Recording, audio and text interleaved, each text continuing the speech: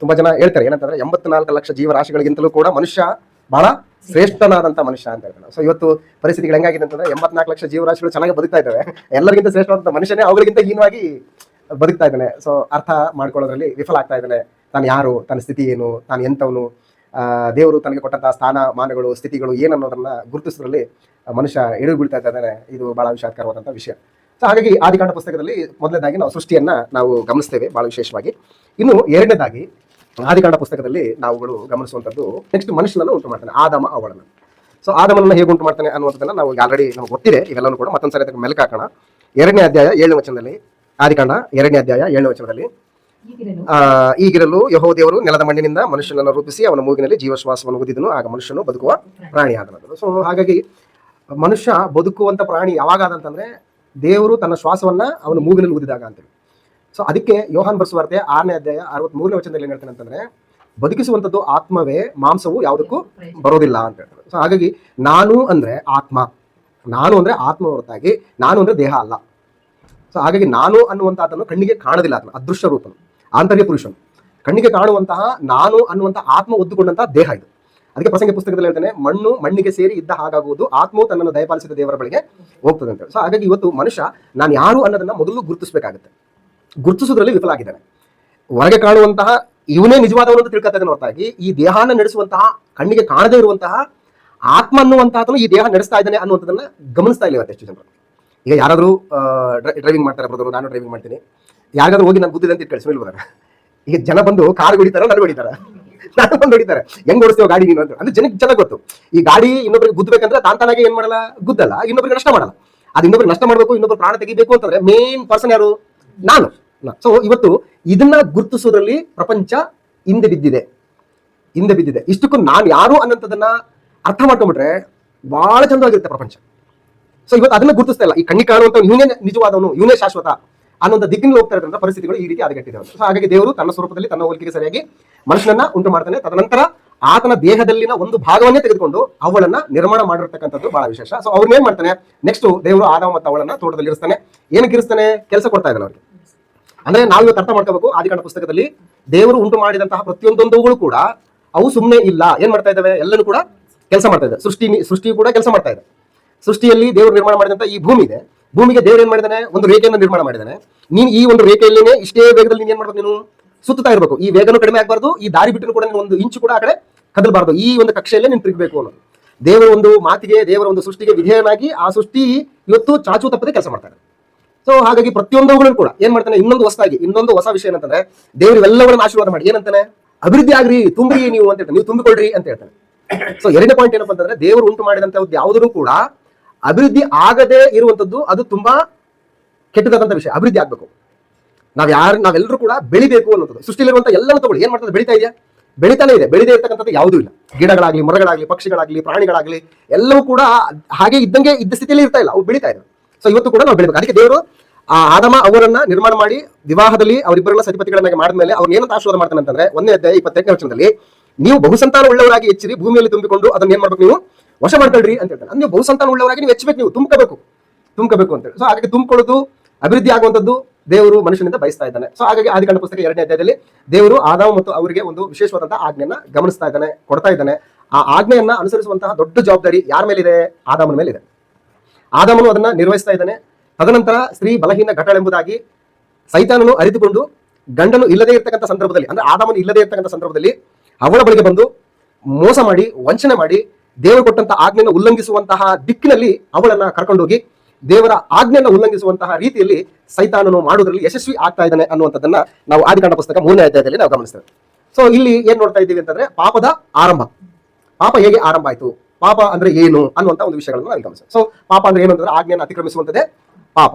ಆಮೇಲೆ ಒಳ್ಳೆಯದನ್ನು ಮಾಡಬೇಕೆಂದು ತಿಳಿದು ಅದನ್ನು ಮಾಡದೇ ಇರುವಂಥದ್ದು ಕೂಡ ಪಾಪ. ಯಾವುದಕ್ಕೆ ನಂಬಿಕೆಗೆ ಆಧಾರವಿಲ್ಲವೋ ಅದು ಕೂಡ ಪಾಪ. ಸೊ ಹಾಗಾಗಿ ಈ ವಿಷಯಗಳನ್ನ ನಾವು ಆದಿಕಾಂಡ ಪುಸ್ತಕ 3ನೇ ಅಧ್ಯಾಯದಲ್ಲಿ ನಾವು ಗಮನಿಸ್ತೇವೆ. ಅದಾದ್ಮೇಲೆ ಆಜ್ಞೆ ಉಲ್ಲಂಘಿಸಿದ ಮೇಲೆ ಆದಾಮ ಅವರಿಗೆ 2 ಮಕ್ಕಳು ಹುಟ್ಟುವಂಥದ್ದನ್ನು ನಾವು ಗಮನಿಸ್ತೇವೆ. ಅವರಲ್ಲಿ ಕಾಯಿನ ಮತ್ತು ಹೇಬೆಲ್. ಸೊ ಚರಿತ್ರೆಯನ್ನು ನೋಡ್ತಾ ಆದಿಕಾಂಡ ಪುಸ್ತಕದಲ್ಲಿ ಏನೇನು ಗಮನಿಸ್ತಾ ಇದ್ದೀವಿ. ಸೊ ಕಾಯಿನ ಮತ್ತು ಹೇಬೆಲ್ ದೇವರಿಗೆ ಕಾಣಿಕೆಯನ್ನು ತರ್ತಾರೆ.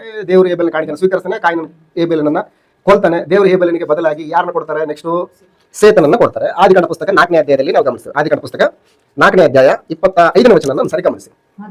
ಆದಮನು ತಿರುಗಿ ತನ್ನ ಹೆಂಡತಿಯನ್ನು ಕೊಡಲು ಆಕೆ ಗಂಡು ಮಗುವನ್ನು ಹೆತ್ತು ಕಾಯಿನನ್ನು ಕೊಂದು ಹಾಕಿದ ಹೇಬೆಲನಿಗೆ ಬದಲಾಗಿ ದೇವರು ನನಗೆ ಬೇರೆ ಸಂತಾನವನ್ನು ನೇಮಿಸಿದನೆಂದು ಆ ಮಗನಿಗೆ ಏನಂತ ಹೆಸರಿಡ್ತಾ ಇದ್ದಾನೆ? ಸೇತ ಅಂತ ಹೇಳ್ಬಿಟ್ಟು ಹೆಸರಿಡ್ತಾ ಇದ್ದಾನೆ. ಸೊ ದೇವರು ಹೇಬೆಲನಿಗೆ ಬದಲಾಗಿ ಸೇತನನ್ನ ಇಲ್ಲಿ ದಯಪಾಲಿಸಿಕೊಟ್ಟದನ್ನ ನಾವು ಗಮನಿಸ್ತೇವೆ. ಸೊ ಹಾಗೆ ಸಂತತಿ ಮುಂದುವರಿತಾ ಬರ್ತದೆ. ಇನ್ನೊಂದು ಮೇನ್ ಇಂಪಾರ್ಟೆಂಟ್ ಏನಂತಂದ್ರೆ, ಇಲ್ಲಿ ಸೈತಾನನು ಯಾವತ್ತೂ ಕೂಡ ದೇವರ ಸಹವಾಸದಿಂದ ನಮ್ಮನ್ನ ಬೀಳಿಸಬೇಕು, ದೇವರ ಆಜ್ಞೆಗಳನ್ನ ನಾವು ಉಲ್ಲಂಘಿಸಬೇಕು ಎಂಬುದಾಗಿ ಪ್ರತಿ ಕ್ಷಣನೂ ಕೂಡ ಎದುರು ನೋಡ್ತಾ ಇರ್ತಾನೆ ಸೈತಾನ. ಅದಕ್ಕೆ ಈ ಕಾಯಿನ ವಿಷಯದಲ್ಲಿ ದೇವರು ಏನ್ ಹೇಳ್ತಾನೆ ಅಂತಂದ್ರೆ, ಕಾಯಿನ ಯಾಕೆ ನೀನು ಕೋಪಿಸ್ಕೊಂಡಿ? ಸೊ ಮನುಷ್ಯನ ಕೋಪ ದೇವರ ನೀತಿಯನ್ನ ಏನ್ ಮಾಡಲ್ಲ, ನೆರವೇರಿಸೋದಿಲ್ಲ. ಮನುಷ್ಯನ ಕೋಪ ಅನ್ನುವಂಥದ್ದು ದೇವರ ನೀತಿಗೆ ವಿರುದ್ಧವಾದಂಥದ್ದು. ಕೋಪ ಇರಬೇಕು, ಇಲ್ಲ ಅಂತಿಲ್ಲ, ಆದ್ರೆ ಆ ಕೋಪ ದೇವರ ನೀತಿಯನ್ನ ನೆರವೇರಿಸುವಂತ ಒಂದು ಕೋಪ ಆಗಿರಬೇಕು. ಯೋಹಾನ ಬರೆಸುವಾರ್ತೆಯಲ್ಲಿ ನಾವು ಗಮನಿಸ್ತೇವೆ, ಕರ್ತನಾದ ಯೇಸು ಕ್ರಿಸ್ತನು ಯೆರೂಸಲೇಮಿನ ಒಂದು ದೇವಸ್ಥಾನಕ್ಕೆ ಬಂದಂತ ಸಂದರ್ಭದಲ್ಲಿ ಆ ದೇವಸ್ಥಾನದ ವಾತಾವರಣ ಪೂರ್ತಿಯಾಗಿ ಕೆಟ್ಟೋಗಿ ದೇವರ ಒಂದು ಆಲೋಚನೆಗೆ ವಿರುದ್ಧವಾದಂತಹ ವಾತಾವರಣದಿಂದ ಕೂಡಿದಂತ ಸಂದರ್ಭದಲ್ಲಿ ಯೇಸು ಕ್ರಿಸ್ತನು ಕೊರಡೆಯನ್ನ ಮಾಡಿಕೊಂಡು ಕೋಪಾವೇಶವನ್ನ ಹೊಂದಿದವನಾಗಿ ಅಲ್ಲಿರ್ತಕ್ಕಂಥ ಎಲ್ಲವನ್ನೂ ಕೂಡ ಏನ್ ಮಾಡ್ತಾನೆ, ಕ್ಲಿಯರ್ ಮಾಡುವಂತ ಒಂದು ದಿಕ್ಕಿನಲ್ಲಿ ಆತನು ಹೋಗ್ತಾನೆ. ಅಲ್ಲಿ ಯೆಹೋವನ ಆಲಯ ಅನ್ನುವಂಥದ್ದು ಪ್ರಾರ್ಥನಾ ಒಂದು ಮಂದಿರ ಆಗ್ಬೇಕಾಗಿತ್ತು, ಆದ್ರೆ ಅದಲ್ಲಿ ಏನಾಗ್ತದೆ ಅಂದ್ರೆ ವ್ಯಾಪಾರ ಸ್ಥಳ ಆಗ್ತಾ ಇದೆ. ವ್ಯಾಪಾರ ಸ್ಥಳ ಆಗ್ತಾ ಇದೆ, ಕಳ್ಳರ ಗವಿ ಆಗ್ತಾ ಇದೆ, ಮನುಷ್ಯನ ಆಲೋಚನೆಗಳಿಂದ ಕೂಡಿದಂತಹ ಒಂದು ವ್ಯಾಪಾರ ಸ್ಥಳ ಆಗ್ತಾ ಇದೆ. ಸೊ ಇದನ್ನ ನೋಡಿ ಯೇಸು ಕ್ರಿಸ್ತನು ಕೋಪಗೊಂಡು ಆ ಒಂದು ಅನಿಷ್ಟವನ್ನ, ಆ ಒಂದು ದುಷ್ಟತನವನ್ನ ಅಲ್ಲಿಂದ ಆತನು ತೊಲಗಿಸುವಂತಹ ಒಂದು ಕೋಪವನ್ನು ನಾವು ಅಲ್ಲಿ ಕಾಣ್ತೀವಿ. ಅಂದ್ರೆ ಆ ಕೋಪ ಅನ್ನೋದು ಹೇಗಿರ್ಬೇಕಂದ್ರೆ ದೇವರ ನೀತಿಯನ್ನು ನೆರವೇರಿಸುವಂತ ಕೋಪ ಆಗಿರ್ಬೇಕು ವಿನಃ ದೇವರ ನೀತಿಗೆ ವಿರುದ್ಧವಾಗಿರ್ತಕ್ಕಂಥ ಮನುಷ್ಯನ ಕೋಪ ಮನುಷ್ಯ ತೋರ್ಪಡಿಸಬಾರದು ಅನ್ನುವಂಥದ್ದನ್ನ ನಾವು ಗಮನಿಸ. ಸೊ ಹಾಗಾಗಿ ಇಲ್ಲಿ ಸೈತಾನ್ ಏನ್ ಮಾಡ್ತಾ ಇದ್ದಾನೆ ಅಂತಂದ್ರೆ, ನಮ್ಮಲ್ಲಿರ್ತಕ್ಕಂತಹ ಒಂದೇ ಒಂದಿಷ್ಟು ಕೋಪನ್ನ ತನ್ನ ಒಂದು ಪ್ರಯೋಜನಾರ್ಥವಾಗಿ ಬಳಸ್ಕೊಳ್ಳೋದಕ್ಕೆ ಆತನು ಯಾವಾಗಲೂ ಹೊಂಚಾಕಿ ಕೂತಿರ್ತಾನೆ ಅನ್ನುವಂತ ಒಂದು ಸಂಗತಿಯನ್ನ ಇಲ್ಲಿ ನಾವು ಗಮನಿಸ್ತೇವೆ. 4ನೇ ಅಧ್ಯಾಯ 6ನೇ ವಚನದಲ್ಲಿ ಇದರಿಂದ ಕಾಯಿನನು ಬಹು ಕೋಪಗೊಂಡನು ಅಂತ ಹೇಳ್ತಾನೆ. ಯಾವ್ದ್ರಿಂದ ಕೋಪಗೊಂಡ? ಏಗಲನ ಕಾಣಿಕೆಯನ್ನು ದೇವರು ಮೆಚ್ಚಿದ, ಕಾಯಿನನ ಕಾಣಿಕೆಯನ್ನು ಮೆಚ್ಚಲಿಲ್ಲ. ಕೋಪ. ಸೊ ಇದು ಸರಿಯಲ್ಲ. ಕೋಪ, ಮನುಷ್ಯನ ಕೋಪ ದೇವರ ನೀತಿಯನ್ನ ನೆರವೇರಿಸೋದಿಲ್ಲ. ಸೊ ಬಹು ಕೋಪಗೊಂಡನು, ಅವನ ಮುಖ ಕಳೆಗೊಂಡಿತು. ಆಗ ಯೆಹೋವನಿಗೆ, ಯಾಕೆ ಕೋಪಿಸ್ಕೊಂಡಿ? ನಿನ್ ತಲೆ ಯಾಕೆ ಬಗ್ಗಿತು? ಒಳ್ಳೆ ಕೆಲಸ ಮಾಡಿದ್ರೆ ನಿನ್ನ ತಲೆ ಎತ್ತಲ್ಪಡುವುದಲ್ಲವೇ? ಸೊ ಒಳ್ಳೆ ಕೆಲಸ ಮಾಡಿದ್ರೆ ತಲೆ ಆಟೋಮೆಟಿಕ್ ಆಗಿ ಎತ್ತಲ್ಪಡ್ತದೆ. ಸೊ ಅಲ್ಲದಿದ್ರೆ ಪಾಪವು ನಿನ್ನನ್ನು ಹಿಡಿಯಬೇಕೆಂದು ಬಾಗಿಲಲ್ಲಿ ಏನ್ ಮಾಡಿರ್ತದೆ, ಹೊಂಚ್ಕೊಂಡಿರ್ತದೆ. Be careful. ಆದರೂ ನೀನು ಅದನ್ನು ವಶ ಮಾಡ್ಕೊಳ್ಬೇಕು. ಅಂದ್ರೆ ಪಾಪ ನಮ್ಮ ಮೇಲೆ ವಾಂಛೆಯನ್ನ ಹೊಂದಿರ್ತದೆ ಅಂತ ಹೇಳ್ತಾನೆ. ವಾಂಛೆ ಅಂತಂದ್ರೆ ಕೋರಿಕೆ. ಪಾಪಕ್ಕೆ ಯಾರ ಮೇಲೆ ಕೋರಿಕೆ ಇದೆ? ನಮ್ಮ ಮೇಲೆ ಕೋರಿಕೆ ಇದೆ. ನನ್ನ ಮೇಲೆ ರೂಲಿಂಗ್ ಮಾಡಬೇಕು, ನನ್ನನ್ನ ಆಳ್ಬೇಕು, ನನ್ನನ್ನ ಪರಿಪಾಲಿಸಬೇಕು, ನಾನು ಹೇಳ್ದಂಗೆ ಅವ್ರು ಕೇಳಬೇಕು ಅನ್ನುವಂತಹ ಆಸೆ ಯಾರಿಗಿರುತ್ತೆ? ಪಾಪದ ಮೇಲೆ ಇರುತ್ತೆ ಅಂತ ಹೇಳಿ. ಈಗ ಉದಾಹರಣೆ ಹೇಳ್ಬೇಕು ಅಂತಂದ್ರೆ, ಚಿಕ್ಕ ಮಕ್ಕಳನ್ನ 2 ವೀಲರ್ ಬೈಕ್ ಮೇಲೆ ಕೂರಿಸಿ ಅಥವಾ ಕಾರಲ್ಲಿ ಕೂರಿಸಿ ಮಕ್ಕಳು ಎಲ್ಲಿ ಕೂರಕ್ಕೆ ಇಷ್ಟಪಡ್ತವೆ? ಸ್ಟೇರಿಂಗ್ ಅಲ್ಲಿ ಕೂರಕ್ಕೆ ಇಷ್ಟಪಡ್ತವೆ. ನಾವು ಗಾಡಿ ಓಡಿಸಬೇಕು ಅಂತ ಇಷ್ಟಪಡ್ತಾರೆ, ಅಥವಾ ಕುದುರೆ ಆರ್ಸ್ ರೈಡಿಂಗ್ ಮಾಡಬೇಕು, ನಾನ್ ರೈಡಿಂಗ್ ಮಾಡಬೇಕು ಅಂತ ಆಸೆ ಪಡ್ತಾರೆ. ಸೊ ಹಾಗೆ ಸೈತಾನನಿಗೂ ಕೂಡ ಪ್ರತಿ ಮನುಷ್ಯನನ್ನ ನಾನು ರೈಡ್ ಮಾಡಬೇಕು, ಪ್ರತಿ ಮನುಷ್ಯನ ವಶದಲ್ಲಿರ್ಬೇಕು, ನಾನು ಹೇಳಿದಂಗೆ ಅವ್ನು ಕೇಳಬೇಕು ಅನ್ನುವಂತಹ ದಿಕ್ಕಿನಲ್ಲಿ ಸೈತಾನ ಕೂಡ ಏನ್ ಮಾಡ್ತಾನೆ, ಕೆಲಸ ಮಾಡ್ತಾನೆ. ಅದನ್ನ ನೀನು ಅರ್ಥ ಮಾಡ್ಕೋ ಕಾಯಿನ ಅಂತ ಹೇಳ್ತಾರೆ. ಎಂತ ಸೀಕ್ರೆಟ್ ಹೇಳ್ತಾ ಇದ್ದೆ ನಾವು ಇವತ್ತು. ಸೊ ಹೇಳ್ತಾನೆ, ಅಲ್ಲದಿದ್ದರೆ ಪಾಪವು ನಿನ್ನನ್ನು ಹಿಡಿಬೇಕೆಂದು ಬಾಗಿಲಲ್ಲಿ ಹೊಂಚ್ಕೊಂಡಿರೋದು. ನೀನು ಯಾವಾಗ ಹೊರಗಡೆ ಹೋಗ್ತೀವೋ ಆವಾಗ ನಿನ್ನಿಂದಲೇ ಬರೋದಕ್ಕೆ, ನಿನ್ನನ್ನ ತನ್ನ ವಶ ಮಾಡ್ಕೊಳ್ಳೋದಕ್ಕೆ ಪಾಪ ಹೊಂಚ್ಕೊಂಡಿರ್ತದೆ. ಬಿ ಕೇರ್ಫುಲ್ ಕಾಯಿನ. ಸೊ ಆದ್ರೂ ಕೂಡ ಕಾಯಿನನು ಇದನ್ನ ಅರ್ಥಕೊಳ್ಳದೆ ತನ್ನ ಸ್ವಂತ ರಕ್ತವನ್ನು ಹಂಚಿಕೊಂಡು ಇಟ್ಟುಕೊಂಡಿರ್ತಕ್ಕಂತಹ ಏಬೆಲನನ್ನ ಆತನು ಕೊಲ್ತಾನೆ. ಯಾಕೆ ಕೊಲ್ತಾನೆ ಅಂತಂದ್ರೆ ಇಷ್ಟೇ ಕಾರಣ, ಕಾಯಿನನ ಕೃತ್ಯಗಳು ಕೆಟ್ಟವುಗಳು, ಏಬೆಲನ ಕೃತ್ಯಗಳು ಒಳ್ಳೆಯವುಗಳು, ಅಷ್ಟೇನೆ. ಸೊ ಹಾಗಾಗಿ ಇವತ್ತು ಪ್ರಪಂಚದಲ್ಲಿ ಕೂಡ ದ್ವೇಷ ಏನಕ್ಕೆ ಬರ್ತದೆ ಅಂತಂದ್ರೆ, ಒಳ್ಳೆಯದು ಕೆಟ್ಟದು ಇವೆರಡು ಮಧ್ಯದಲ್ಲೇ ದ್ವೇಷ ಇರೋದು.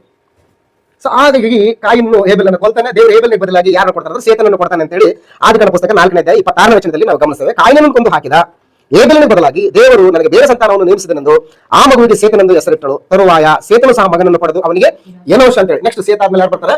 ಏನೋಷ. ಅಂದ್ರೆ ಇವು ಕಲೆಗಳ ಉತ್ಪತ್ತಿ, ಅಂದ್ರೆ ಜನರೇಷನ್ ಹೆಂಗ್ ಬರ್ತಾ ಇದೆ, ಯಾವ ಜನರೇಷನ್ ಹೆಂಗ್ ಬರ್ತಾ ಇದೆ ಅನ್ನೋದನ್ನ ನಾವು ಬಹಳ ಮುಖ್ಯವಾಗಿ ಆದಿಕಾಂಡದಲ್ಲಿ ಗಮನಿಸಬೇಕು. ಯಾಕಂತಂದ್ರೆ ಮುಂದೆ ಬರ್ತಕ್ಕಂಥ ಎಲ್ಲಾ ಜನಾಂಗಗಳಿಗೆ ಮೂಲ ಯಾವ್ದಂತಂದ್ರೆ ಆದಿಕಾಂಡ ಪುಸ್ತಕ.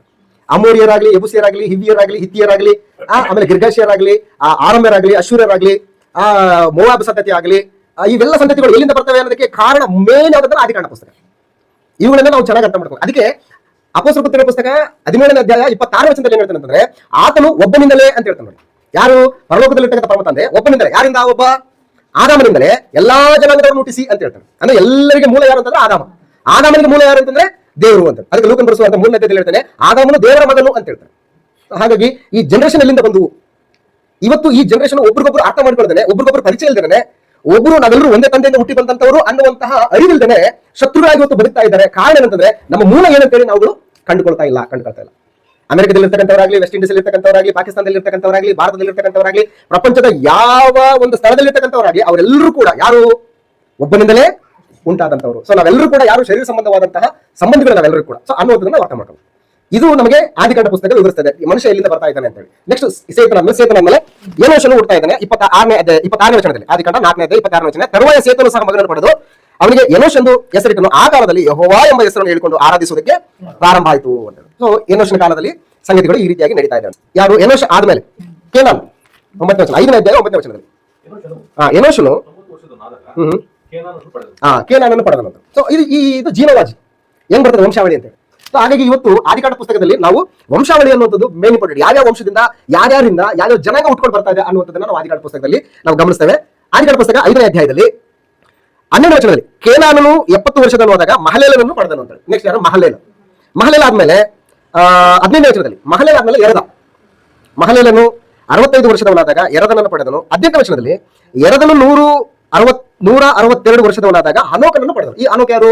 ದೇವರೊಂದಿಗೆ ನಡೆದಂತವನು. ದೇವರೊಂದಿಗೆ ಯಾವಾಗ ನಡೀಲಿಕ್ಕೆ ಸಾಧ್ಯ? ಈಗ ಒಬ್ಬರ ಜೊತೆ ನಾವು ನಡಿಬೇಕು ಅಂತಂದ್ರೆ ಇಬ್ಬರ ಆಲೋಚನೆಗಳು, ಇಬ್ಬರ ನಡವಳಿಕೆಗಳು, ಇಬ್ಬರ ಒಂದು ಮನಸ್ಥಿತಿಗಳು, ಇಬ್ಬರ ಕ್ಯಾರೆಕ್ಟರ್ಗಳು ಒಂದಾಗಿದ್ದಾಗೇನೆ ನಾವು ಜೊತೆ ನಡೆಯೋದಕ್ಕೆ ಸಾಧ್ಯ ಹೊರತಾಗಿ ಇಬ್ಬರದ್ದು ಭಿನ್ನ ಭಿನ್ನವಾದಂತಹ ಆಲೋಚನೆಗಳು, ಮನಸ್ಥಿತಿಗಳು, ನಂಬಿಕೆಗಳು ಬೇರೆ ಬೇರೆ ಆಗಿದ್ರೆ ನಾವು ನಡೆಯೋದಕ್ಕೆ ಸಾಧ್ಯ ಇಲ್ಲ. ಸೊ ಹಾಗಾಗಿ ದೇವರೊಂದಿಗೆ ಅನೋಕ ನಡೆದ ಅಂತಂದ್ರೆ ದೇವರ ಆಲೋಚನೆಗಳು ಮತ್ತು ಅನೋಕನ ಆಲೋಚನೆಗಳು ಏನಾಗಿದ್ದಾವೆ? ಒಂದೇ ಆಗಿರೋದ್ರಿಂದ ಇಬ್ಬರು ಜೊತೆಗೆ ನಡೀತಾ ಇದ್ದಾರೆ. ಇಬ್ಬರು ಜೊತೆಗೆ ನಡೀತಾರೆ. ಆಮೋಸ ಗ್ರಂಥದಲ್ಲಿ ಈ ಒಂದು ವಚನವನ್ನು ನಾವು ಗಮನಿಸ್ತೇವೆ. ಆಮೋಸ ಗ್ರಂಥ 3ನೇ ಅಧ್ಯಾಯ 3ನೇ ವಚನ. ಆಮೋಸ ಗ್ರಂಥ 3ನೇ ಅಧ್ಯಾಯ 3ನೇ ವಚನದಲ್ಲಿ ಗೊತ್ತು ಮಾಡಿಕೊಳ್ಳದೆ ಇಬ್ಬರು ಜೊತೆಯಾಗಿ ನಡೆಯುವರು ಅಂತ. ಅಂದ್ರೆ ಗೊತ್ತು ಮಾಡಿ ಇಂಗ್ಲಿಷ್ ಏನಿದೆ ಬರ್ತದ್ದು? ಅಗ್ರಿ ಅಂದ್ರೆ ಇಬ್ಬರು ಸಮ್ಮತಿ ಇಲ್ದೇನೆ ಇಬ್ರು ಜೊತೆಗೆ ನಡೆಯಕ್ಕೆ ಸಾಧ್ಯನಾ?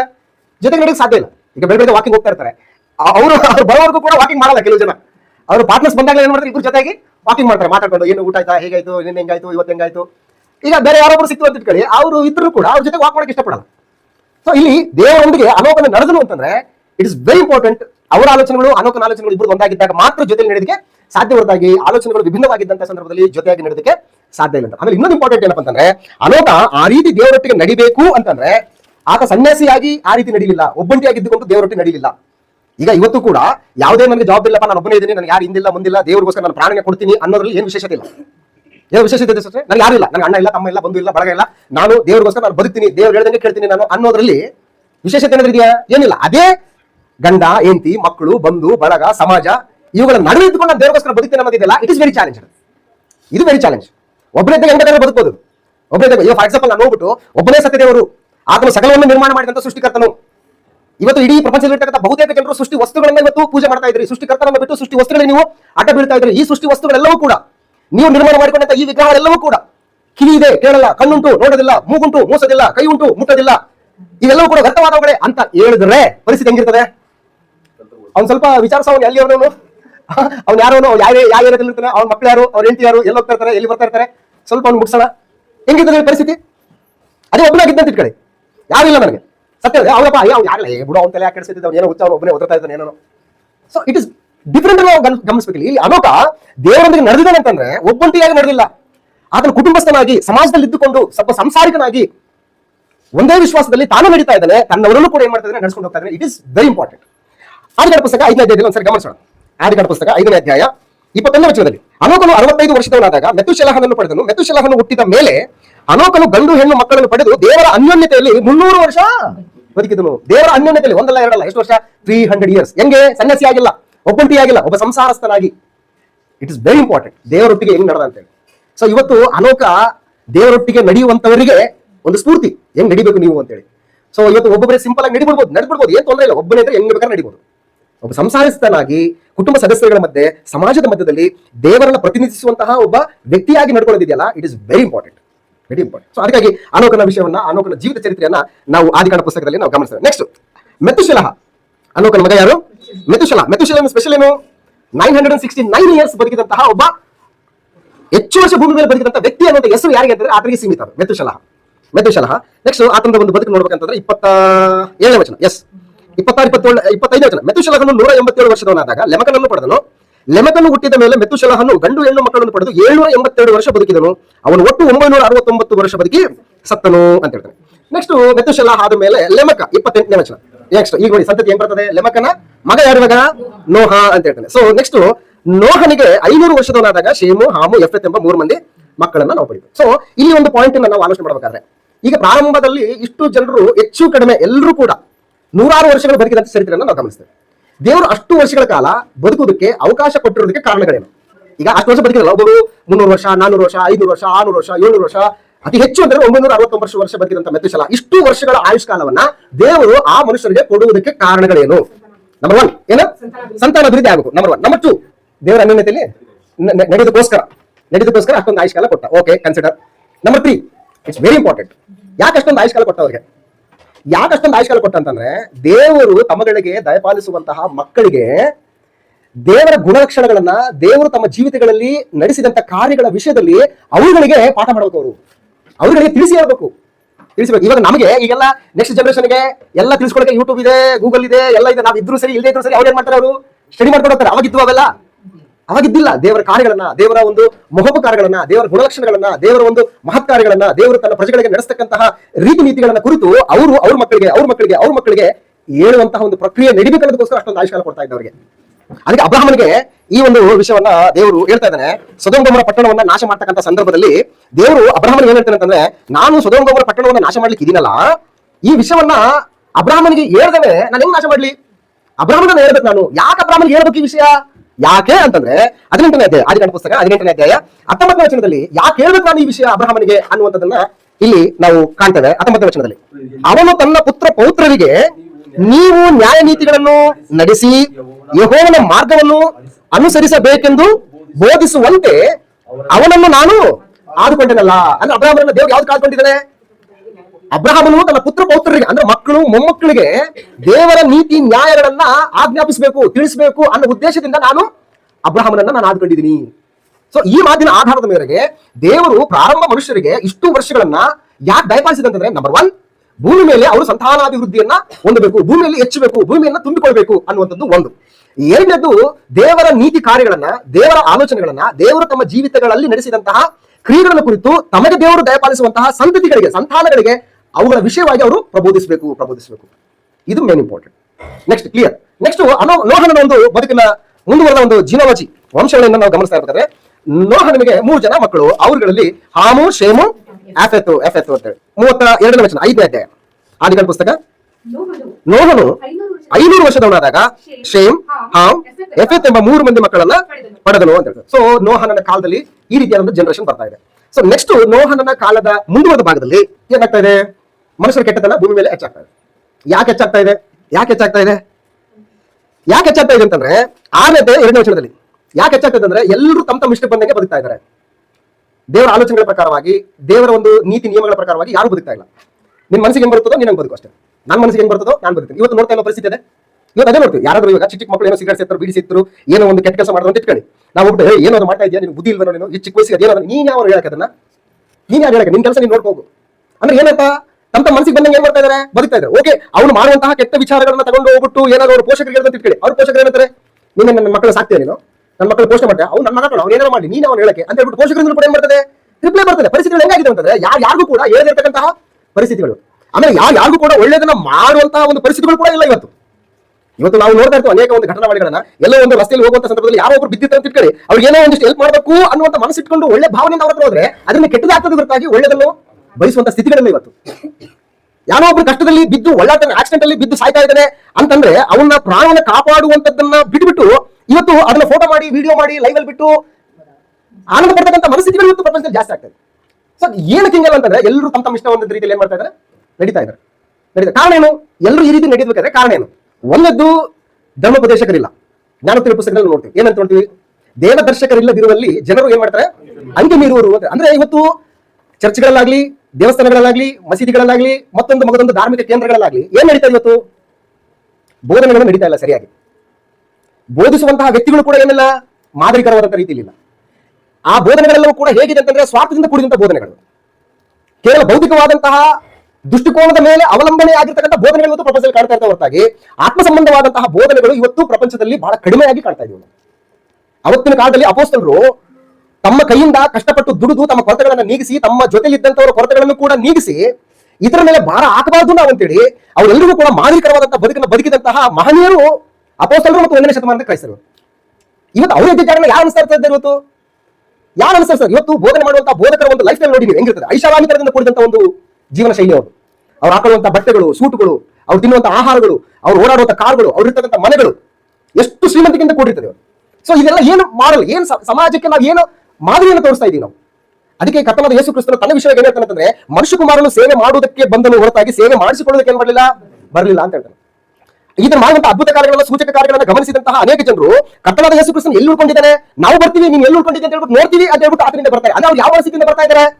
ಇದನ್ನ ಎಂತ ಐಷಾರಾಮಿ ತಂದಿಂದ ಬಿಲ್ಡಿಂಗ್ ಅಲ್ಲಿ ಇಳ್ಕೊಂಡಿದ್ದಾನೋ, ಇದನ್ನ ಜೀವನ ಶೈಲಿ ಎಷ್ಟು ಉನ್ನತವಾದ ರೀತಿಯಲ್ಲಿ ಇದನ್ನು ನೋಡೋಣ, ನಾವು ಇದನ್ನ ಜೊತೆ ಇರೋಣ ಅಂತ ಹೇಳ್ಬಿಟ್ಟು ಬರುವಂತ ಮನಸ್ಥಿತಿಗಳು ಜಾಸ್ತಿ.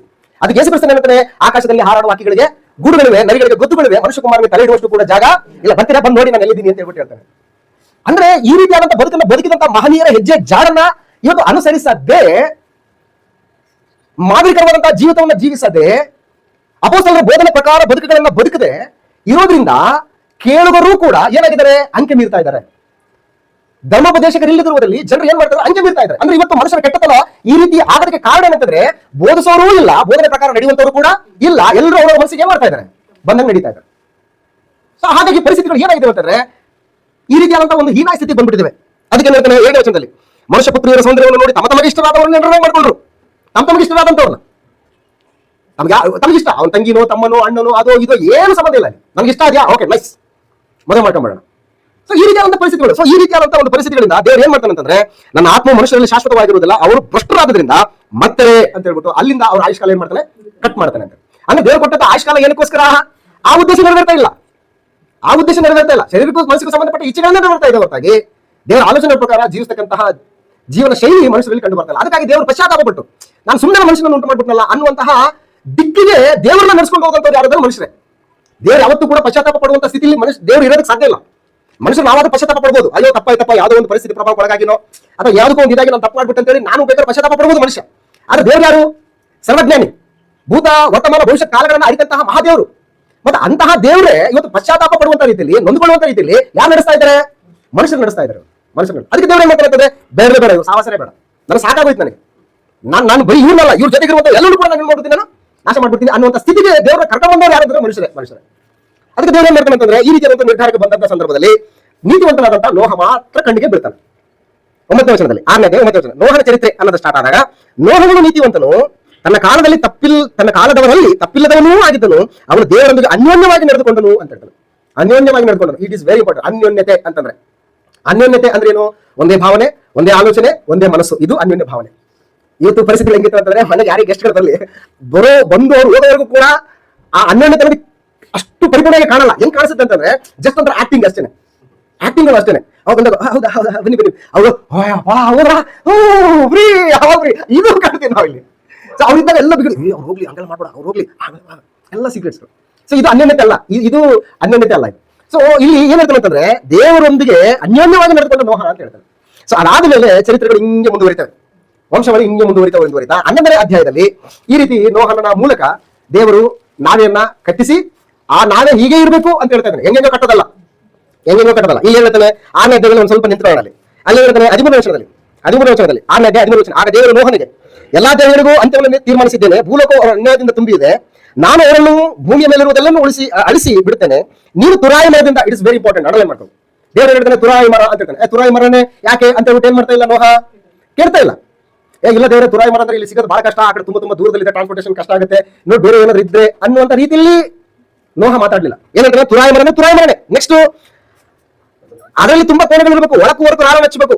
ಈಗ ಎಲ್ಲ ಸಿಸ್ಟಮೆಟಿಕ್ ಹೇಳ್ತಾರೆ, ಅದು ಉದ್ದ ಎಷ್ಟಿರ್ಬೇಕು, ಅಗಲ ಎಷ್ಟಿರ್ಬೇಕು, ಎತ್ತರ ಎಷ್ಟಿರ್ಬೇಕು, ಬಾಗಿಲು ಎಷ್ಟಿರ್ಬೇಕು, ಕಿಟಕಿ ಎಷ್ಟಿರ್ಬೇಕು, ಗೌಸಣಿಕೆ ಎಷ್ಟಿರ್ಬೇಕು, ಎಲ್ಲ ಪ್ಲಾನ್ ಕೊಡ್ತಾನೆ, ಪ್ಲಾನ್ ಪ್ರಕಾರನೇ ಮಾಡ್ತಾನೆ. ಅದಕ್ಕೆ 27ನೇ ವಚನದಲ್ಲಿ 6ನೇ 27ನೇ ವಚನ, ದೇವರು ಅಪ್ಪಣೆ ಕೊಟ್ಟ ಪ್ರಕಾರವೇ ಏನ್ ಮಾಡ್ತಾನೆ ನೋಹನು ಮಾಡಿದ. It is very important. So ಇವತ್ತು ನೀತಿವಂತನು ಅಂತ ಹೇಳ್ಬಿಟ್ಟು ಹೆಂಗೆ ಪರಿಗಣಿಸಲ್ಪಡೋದಕ್ಕೆ ಸಾಧ್ಯ, ದೇವರು ಏನ್ ಹೇಳ್ತಾನೋ ಅದನ್ನೇ ಮಾಡುವಂತವನು ನೀತಿವಂತನು. ಅದಕ್ಕೆ ಹೆಚ್ಚು ಮಾತನ್ನ ಕೂರಿಸುವವನಲ್ಲ, ಅದರಿಂದ ಹೆಚ್ಚು ಮಾತನ್ನ ತೆಗೆದುಹಾಕುವನು ಕೂಡ ನೀತಿವಂತನಾಗೋದಕ್ಕೆ ಸಾಧ್ಯ ಇಲ್ಲ. ಸೊ ಹಾಗೆ ನೀತಿವಂತನ ಯಾರು ಅಂತಂದ್ರೆ, ದೇವರು ಏನ್ ಹೇಳ್ತಾನೋ ಅದನ್ನ ನೀವು ಕೂತ್ಕೋಬೇಕು, ನಿಂತ್ಕೋಬೇಕು. ಅದನ್ನ ಬಿಟ್ಟು ಇಲ್ಲ ಪ್ರಪಂಚ ಹಿಂಗ್ ಹೋಗ್ತಾ ಇದೆ, ಇದ್ರದ್ದು ಈ ರೀತಿಯಾದಂತಹ ಇದಿದೆ ಅನ್ನೋ ರೀತಿಯಲ್ಲಿ ಹಿಂಗ್ ಹೋಗ್ತೀನಿ ಅಂದ್ರೆ ನೀನು ನೀತಿವಂತರಾಗಲಿಕ್ಕೆ ಸಾಧ್ಯ ಇಲ್ಲ. ಅದಕ್ಕೋಸ್ಕರ ಯೇಸು ಕ್ರಿಸ್ತನು ಅನೇಕ ಸಂದರ್ಭಗಳಲ್ಲಿ ಈ ಲೋಕದಲ್ಲಿ ಆತನು ಮಾಡುವಂತಹ ಅದ್ಭುತಕಾರ, ಸೂಚಕಕಾರ, ಮಹತ್ಕಾರಗಳನ್ನು ನೋಡಿದಂತ ಅನೇಕರು ಕೂಡ ಈತನ ತಗೊಂಡೋಗ್ಬಿಟ್ಟು ಅರಸನನ್ನಾಗಿ ಮಾಡ್ಬಿಡೋಣ, ಈತನನ್ನ ನಮಗೆ ನಾಯಕನನ್ನಾಗಿ ಇಟ್ಕೊಂಡ್ಬಿಡೋಣ, ಫಿಸಿಕಲ್ ಆಗಿ ನಮಗೆ ಏನು ಕೊಡ್ತಾ ಇರಲ್ಲ, ಉಣ್ಣಕು ತಿನ್ನಕು ರೋಗ ರುಜಿನಿ ಯಾವ ಸಮಸ್ಯೆ ಇರಲ್ಲ, ಈತ ನಮಗೆ ಅರಸನಾಗಿರ್ಬೇಕು ಅನ್ನುವಂತಹ ಭೌತಿಕವಾದ ದೃಷ್ಟಿಕೋನದಿಂದ ಯೇಸು ಕ್ರಿಸ್ತನ ಜೊತೆ ಇರೋದಕ್ಕೆ ಅನೇಕ ಜನರು ಮುಂದಾಗ್ತಾರೆ. ಆದ್ರೆ ಯೇಸು ಕ್ರಿಸ್ತನ ಹೇಳ್ತಾನೆ, ನನ್ನ ರಾಜ್ಯ ಇಹಲೋಕ ಸಂಬಂಧವಾದದ್ದು ಅಲ್ಲ, ನಾನು ಬಂದಿರೋ ಉದ್ದೇಶಗಳು ಇನ್ನೂ ಅರ್ಥ ಆಗಿಲ್ಲ, ನಾನು ಯಾರನ್ನೋದನ್ನೇ ಗೊತ್ತಾಗಿಲ್ಲ ಇನ್ನು. ಅದಕ್ಕೆ ಮತ್ತೊಂದು 16ನೇ ಅಧ್ಯಾಯದಲ್ಲಿ ಬಂದಾಗ ಆತನ ಫಿಲಿಪ್ಪನ ಕೈಸರ ಎಂಬ ಪ್ರಾಂತ್ಯಕ್ಕೆ ಬಂದಂತ ಸಂದರ್ಭದಲ್ಲಿ ತನ್ನ ಶಿಷ್ಯರು ಕೇಳ್ತಾನೆ, ನನ್ನನ್ನು ಕುರಿತು ಜನರು ಏನಂತ ಅನ್ಕೊಂತಾರೆ. ಸೊ ಅಂದ್ರೆ ಜನರು ತನ್ನ ಬಗ್ಗೆ ಏನ್ ತಿಳ್ಕೊಳ್ಬೇಕಾಗಿತ್ತು ಅದನ್ನು ತಿಳ್ಕೊಳ್ತಾ ಇಲ್ಲ. ಯೇಸು ಕ್ರಿಸ್ತನು ದೇವರ ಉದ್ದೇಶವನ್ನು ನೆರವೇರಿಸೋದಕ್ಕೆ ಈ ಲೋಕಕ್ಕೆ ಬಂದಿದ್ದಾನೆ ಅನ್ನುವಂಥ ಗ್ರಹಿಕೆ ಜನರಲ್ಲಿಲ್ಲ. ಸೊ ಹಾಗೆ ಪರಿಸ್ಥಿತಿಗಳು ಹೆಂಗಾಗ್ತವೆ ಅಂತಂದ್ರೆ, ಶರೀರಕ್ಕೂ ಮನಸ್ಸಿಗೂ ಸಂಬಂಧಪಟ್ಟಂತ ಇಚ್ಛೆಗಳನ್ನು ನೆರವೇರಿಸೋದ್ರ ಮೂಲಕ ದೇವರ ಆಜ್ಞೆಗಳನ್ನು ತಳ್ಳಿಬಿಟ್ಟು ತಮ್ಮ ಆಲೋಚನೆಗಳನ್ನ, ತಮ್ಮ ಅನಿಸಿಕೆಗಳನ್ನ ಇಹಲೋಕದ ಮರ್ಯಾದೆ ಪ್ರಕಾರ ನಡೆದುಕೊಳ್ಳುವುದರ ಮೂಲಕ ಅನೀತಿವಂತರಾಗಿ ಬದುಕ್ತಾ ಇದ್ದಾರೆ. ಅನೀತಿವಂತರು ದೇವರ ಒಂದು ಸಹವಾಸದಲ್ಲಿ ಇರೋದಕ್ಕೆ ಸಾಧ್ಯ ಇಲ್ಲ. ಅದಕ್ಕೆ ದೇವರು ಏನ್ ಮಾಡ್ತಾನೆ, ನೀತಿವಂತನಾದಂತಹ ನೋಹನನ್ನು ದೇವರ ಕಣ್ಣಿಗೆ ಬಿದ್ದಾಗ ಆ ನೀತಿವಂತನಾದಂತಹ ನೋಹನ ಮುಖಾಂತರ ದೇವರು ತನ್ನ ಒಂದು ಆಲೋಚನೆ ಪ್ರಕಾರ ನಡೀತಕ್ಕಂಥ ಸಂತತಿಯನ್ನು ಆತನು ಮುಂದುವರ್ಸ್ಕೊಂಡು ಹೋಗ್ತಾನೆ. ಜಲಪ್ರಳಯದ ನಂತರ ಆತನು ಅಲ್ಲಿಂದ ನಾವಿಂದ ಹೊರಗಡೆ ಬರ್ತಾನೆ. ಹೊರಗಡೆ ಬಂದು ಯೆಹೋವ ದೇವರಿಗೆ ಆತನ ಏನ್ ಮಾಡ್ತಾನೆ, ಯಜ್ಞವನ್ನ ನೆರವೇರಿಸ್ತಾನೆ. ಆ ನೆರವೇರಿಸುವಂತದ್ದನ್ನು ಒಂದ್ಸರಿ ನಾವು ಗಮನಿಸೋಣ. 8ನೇ ಅಧ್ಯಾಯ, ಆದಿಕಾಂಡ ಪುಸ್ತಕ 8ನೇ ಅಧ್ಯಾಯ 20 ವಚನದಿಂದ ಯೆಹೋವನಿಗೆ ಯಜ್ಞವನ್ನು ಅರ್ಪಿಸ್ತಾನೆ. ಇಲ್ಲೊಂದು ಪ್ರಶ್ನೆ ಒಬ್ಬ ಸಹೋದರ ನಾನು ಕೇಳ್ತಾ ಇದ್ರು, ಅದನ್ನು ಕೂಡ ನಿಮ್ಮ ಮುಂದೆ ಕ್ಲಿಯರ್ ಮಾಡೋಣ. ಈಗ ನೋಹನಿಗೆ ದೇವರು ಹೇಳಿದ್ದೇನು, ನಾವೇ ಒಳಗಡೆ ಎಲ್ಲಾ ಜೀವರಾಶಿಗಳಲ್ಲಿ ಎಷ್ಟೆಷ್ಟು ಸೇರ್ಬೇಕು, ಒಳಗಡೆ ಜೊತೆಗೆ ಸೇರ್ಬೇಕು ಅಂತ ಹೇಳಿದ್ರು. ನಾವೆಲ್ಲಿ ಅವು ಇದ್ದಂತ ಕಾಲ ಎಷ್ಟು, ನಾವೆಲ್ಲಿ ಇದ್ದಂತ ಕಾಲ 40 ದಿವಸ ಆಗಲೇ ಮಳೆ ಬರ್ತದೆ, ಹೌದಾ? ಓಕೆ, ಅದೆಲ್ಲ ನೀರೆಲ್ಲ ಹಾವಿಯಾಗಿ ಡೋರಿಂದ ಆಚೆ ಬರ್ಬೇಕಾದ್ರೆ 100-120 ದಿವಸ ಹೆಚ್ಚು ಕಡಿಮೆ ಹೋಗ್ತದೆ. ಅಂದ್ರೆ 3 ತಿಂಗಳು ಅಂತ ಇಟ್ಕೊಳ್ಳಿ, ಹೆಚ್ಚು ಕಡಿಮೆ 3 ತಿಂಗಳು ಎಲ್ಲವೂ ನಾವೆಲ್ಲ ಇರ್ತವೆ. ಸೊ ಈಗ ಹೊರಗಡೆ ಬಂದಾಗ ಆತನ ಏನ್ ಮಾಡ್ತಾನೆ, 21ನೇ ವಚನದಲ್ಲಿ 20ನೇ ವಚನ, ಆಗ ನೋಹನ ಏನಿಗೋಸ್ಕರ ಯಜ್ಞವೇದಿಯನ್ನು ಮಾಡಿ ಅದರ ಮೇಲೆ ಶುದ್ಧವಾದ ಎಲ್ಲಾ ಪಶು ಪಕ್ಷಿ ಜಾತಿಗಳಲ್ಲಿ ಸರ್ವಾಂಗ ಹೋಮ ಮಾಡಿದನು ಅಂತ ಹೇಳಿ. ಎಲ್ಲಾ ಪಶು ಪಕ್ಷಿ ಜಾತಿಗಳಲ್ಲಿ ಏನ್ ಮಾಡ್ತಾನೆ, ತಗೊಂಡು ಬಂದು ಏನ್ ಮಾಡ್ತಾನೆ, ಸರ್ವಾಂಗ ಹೋಮ ಮಾಡ್ತಾನೆ. ಮತ್ತೆ ಹೆಂಗ್ ಬಂದು ಅವೆಲ್ಲ, ಈಗ ಹೋಗಿರೋ ಎಷ್ಟು ಜೋಡಿ ಎರಡೆಡೆ. ಈಗ 3 ತಿಂಗಳ ಒಳಗಡೆ ಅವು ಮರಿ ಹಾಕಿದ್ರು ಕೂಡ ಆ 3 ತಿಂಗಳ ಒಳಗಡೆ ಅವು ಇನ್ನು ಎಷ್ಟಿರ್ತವೆಲ್ಲ ಚಿಕ್ಕ ಚಿಕ್ಕ ಮುಂದೆ ಅವ್ರ ಸಂತತಿ ಹೆಂಗೆ ಅನ್ನೋ ಒಂದು ಆಲೋಚನೆ ಅವ್ರಿಗೆ. ಅದಕ್ಕೆ ಗ್ರಂಥ ಯಾವತ್ತೂ ಕೂಡ ನಾವು ಬಹಳ ಚಂದವಾಗಿ ಓದಿದಾಗ ಯಾವ ಪ್ರಶ್ನೆಗಳು ಉತ್ಪತ್ತಿ ಆಗಲ್ಲ. ಗ್ರಂಥ ಓದದೇ ಇದ್ದಾಗ ನಮ್ಮ ಆಲೋಚನೆಗಳು ದೇವರ ಆಲೋಚನೆಗಳಿಗೆ ವಿರುದ್ಧವಾಗಿ ಸಾಗುವಂತ ದಿಕ್ಕಿನಲ್ಲಿ ಹೋಗ್ತವೆ. ಅದಕ್ಕೆ ಒಂದು ವಚನ ಗಮನಿಸಿ, 7ನೇ ಅಧ್ಯಾಯದಲ್ಲಿ 7ನೇ ಅಧ್ಯಾಯ 2ನೇ ವಚನ, ಎಲ್ಲಾ ಶುದ್ಧ ಪಶುಗಳಲ್ಲಿ 7 ಗಂಡು ಹೆಣ್ಣುಗಳನ್ನು ಅಂತ ಇದೆ ಇಲ್ಲಿ. ಯಾವುಗಳಲ್ಲಿ? ಶುದ್ಧ ಪಶುಗಳಲ್ಲಿ ಎಷ್ಟೆಷ್ಟು? 7 ಗಂಡು, ಜೋಡಿ ಅಲ್ಲ ಇದು, 7 ಗಂಡು 7. ಈಗ ಸರಿ ಆಯ್ತಾ? ಕ್ಲಿಯರ್ ಸರಿ ಆಯ್ತಲ್ವಾ? ಈಗ ಎಷ್ಟು ಬೇಕಾದ್ರೂ ಅದನ್ನ ಏನ್ ಮಾಡ್ಬೋದು, ಇವಾಗ ಸಮರ್ಪಿಸ ಜೋಡಿ ಸ್ವಲ್ಪ ಏನಾಗುತ್ತೆ, ಕನ್ಫ್ಯೂಸ್ ಆಗ್ಬೋದು. ಸೊ ಹಾಗೆ ಈ ಗ್ರಂಥನ ಬಹಳ ಚೆನ್ನಾಗಿ ನಾವು ಓದುವಂತ ಪ್ರಯತ್ನ ಮಾಡ್ತೀವಿ. ಏನು ನಿಮ್ಮ ಸಹೋದರನ, ಎಲ್ಲಾ ಶುದ್ಧ ಪಶುಗಳಲ್ಲಿ 7 ಗಂಡು ಹೆಣ್ಣುಗಳನ್ನು, ಶುದ್ಧವಲ್ಲದ ಪಶುಗಳಲ್ಲಿ 2 ಗಂಡು ಹೆಣ್ಣುಗಳನ್ನು ಏನ್ ಮಾಡ್ಬೇಕು, ನಿನ್ನೊಂದಿಗೆ ತೆಗೆದುಕೋ ಅಂತ ಹೇಳ್ತಾರೆ. ಶುದ್ಧವಾದವುಗಳು 7, ಶುದ್ಧವಲ್ಲದವುಗಳು 2. ಶುದ್ಧ ಅಶುದ್ಧ ಅಂತ ಹೇಳಿ ಕನ್ಸಿಡರ್ ಮಾಡೋಂಗೆ ಇವಾಗ ಶುದ್ಧ ಅಶುದ್ಧ. ಯಾಜಕಕಾಂಡ ಪುಸ್ತಕದಲ್ಲಿ ದೇವರು ತನ್ನ ಪ್ರಜೆಗಳಿಗೆ ಹೇಳ್ತಾನೆ ಶುದ್ಧ ಯಾವುದು ಅಶುದ್ಧ ಯಾವುದು ಅನ್ನುವಂಥದ್ದನ್ನ, ಕೆಲವೊಂದು ಪಶು ಪಕ್ಷಿಗಳನ್ನ ದೃಷ್ಟಿಲಿ ಇಟ್ಕೊಂಡು ದೇವರು ಹೇಳ್ತಕ್ಕಂಥ ಕೆಲವೊಂದು ಮಾತುಗಳು. 11ನೇ ಅಧ್ಯಾಯ ಯಾಜಕಕಾಂಡ ಪುಸ್ತಕ 11ನೇ ಅಧ್ಯಾಯ 1ನೇ ವಚನ, ಯೆಹೋವನು ಮೋಶೆ ಆರೋನರ ಸಂಗಡ ಮಾತಾಡಿ ಆಜ್ಞಾಪಿಸಿದ್ದೇನೆಂದ್ರೆ, ನೀವು ಇಸ್ರಾಯೇಲರಿಗೆ ಹೀಗೆ ಹೇಳಬೇಕು, ಭೂಮಿಯ ಮೇಲಿರುವ ಚತುಷ್ಪಾದ ಪ್ರಾಣಿಗಳಲ್ಲಿ ಇವುಗಳ ಮಾಂಸವನ್ನು ನೀವು ತಿನ್ನಬಹುದು. ಯಾವೆಂದ್ರೆ, ಯಾವ ಪ್ರಾಣಿಯ ಕಾಲ್ಗೋಸು ಸೀಳಿದೆಯೋ ಅದು ಮೆಲುಕು ಹಾಕುವಂತದ್ದಾದ್ರೆ ಅದರ ಮಾಂಸವನ್ನ ತಿನ್ನಬಹುದು. ಅಂದ್ರೆ ಯಾವ ದೃಷ್ಟಿ ಇಟ್ಕೊಂಡು ಇದು ಶುದ್ಧ. ಯಾವ್ದು ಗೋಸು ಸೀಳಿರ್ತದೆ, ಯಾವ್ದು ಮೆಲುಕು ಆಗ್ತದೆ, ಅದು ಶುದ್ಧ ಪ್ರಾಣಿ. ಯಾವ್ದು ಗೋಸು ಸೀಳಿ ಮೆಲುಕು ಹಾಕಲ್ವೋ ಅದು ಯಾವ್ದು ಅಶುದ್ಧ ಪ್ರಾಣಿ. ಅದರ ಪಕ್ಷಿಗಳಲ್ಲಿ ಹೇಳ್ತಾನೆ. ನೆಕ್ಸ್ಟ್ ಪಕ್ಷಿಗಳಲ್ಲಿ 13ನೇ ವಚನ, ಪಕ್ಷಿಗಳಲ್ಲಿ ಇವುಗಳು ನಿಮಗೆ ನಿಷಿದ್ಧ. ಯಾವುವು? ಇವುಗಳ ಮಾಂಸವನ್ನು ತಿನ್ನಬಾರದು, ಇವು ಹೇಯವಾಗಿರಬೇಕು. ಯಾವೆಂದ್ರೆ ಗರುಡ, ಬೆಟ್ಟದ ಹದ್ದು, ಕ್ರೌಂಚ, ಹದ್ದು, ಸಕಲ ವಿಧವಾದ ಗಿಡುಗ, ಸಕಲ ವಿಧವಾದ ಕಾಗೆ, ಉಷ್ಣ ಪಕ್ಷಿ, ಉಲೂಕ, ಕಡಹಕ್ಕಿ, ಸಕಲ ವಿಧವಾದ ಡೇಗೆ, ಗೂಬೆ, ಹೆಗ್ಗೂಬೆ, ಕರೇಟು, ಚೀಲಮೂಗಿ, ರಣಹದ್ದು, ನೀರುಕಾಗೆ, ಕೊಕ್ಕರೆ, ಸಕಲ ವಿಧವಾದ ಬಕ, ಎಡೆಹಕ್ಕಿ, ಕಣ್ಣಕಾಪಡಿ.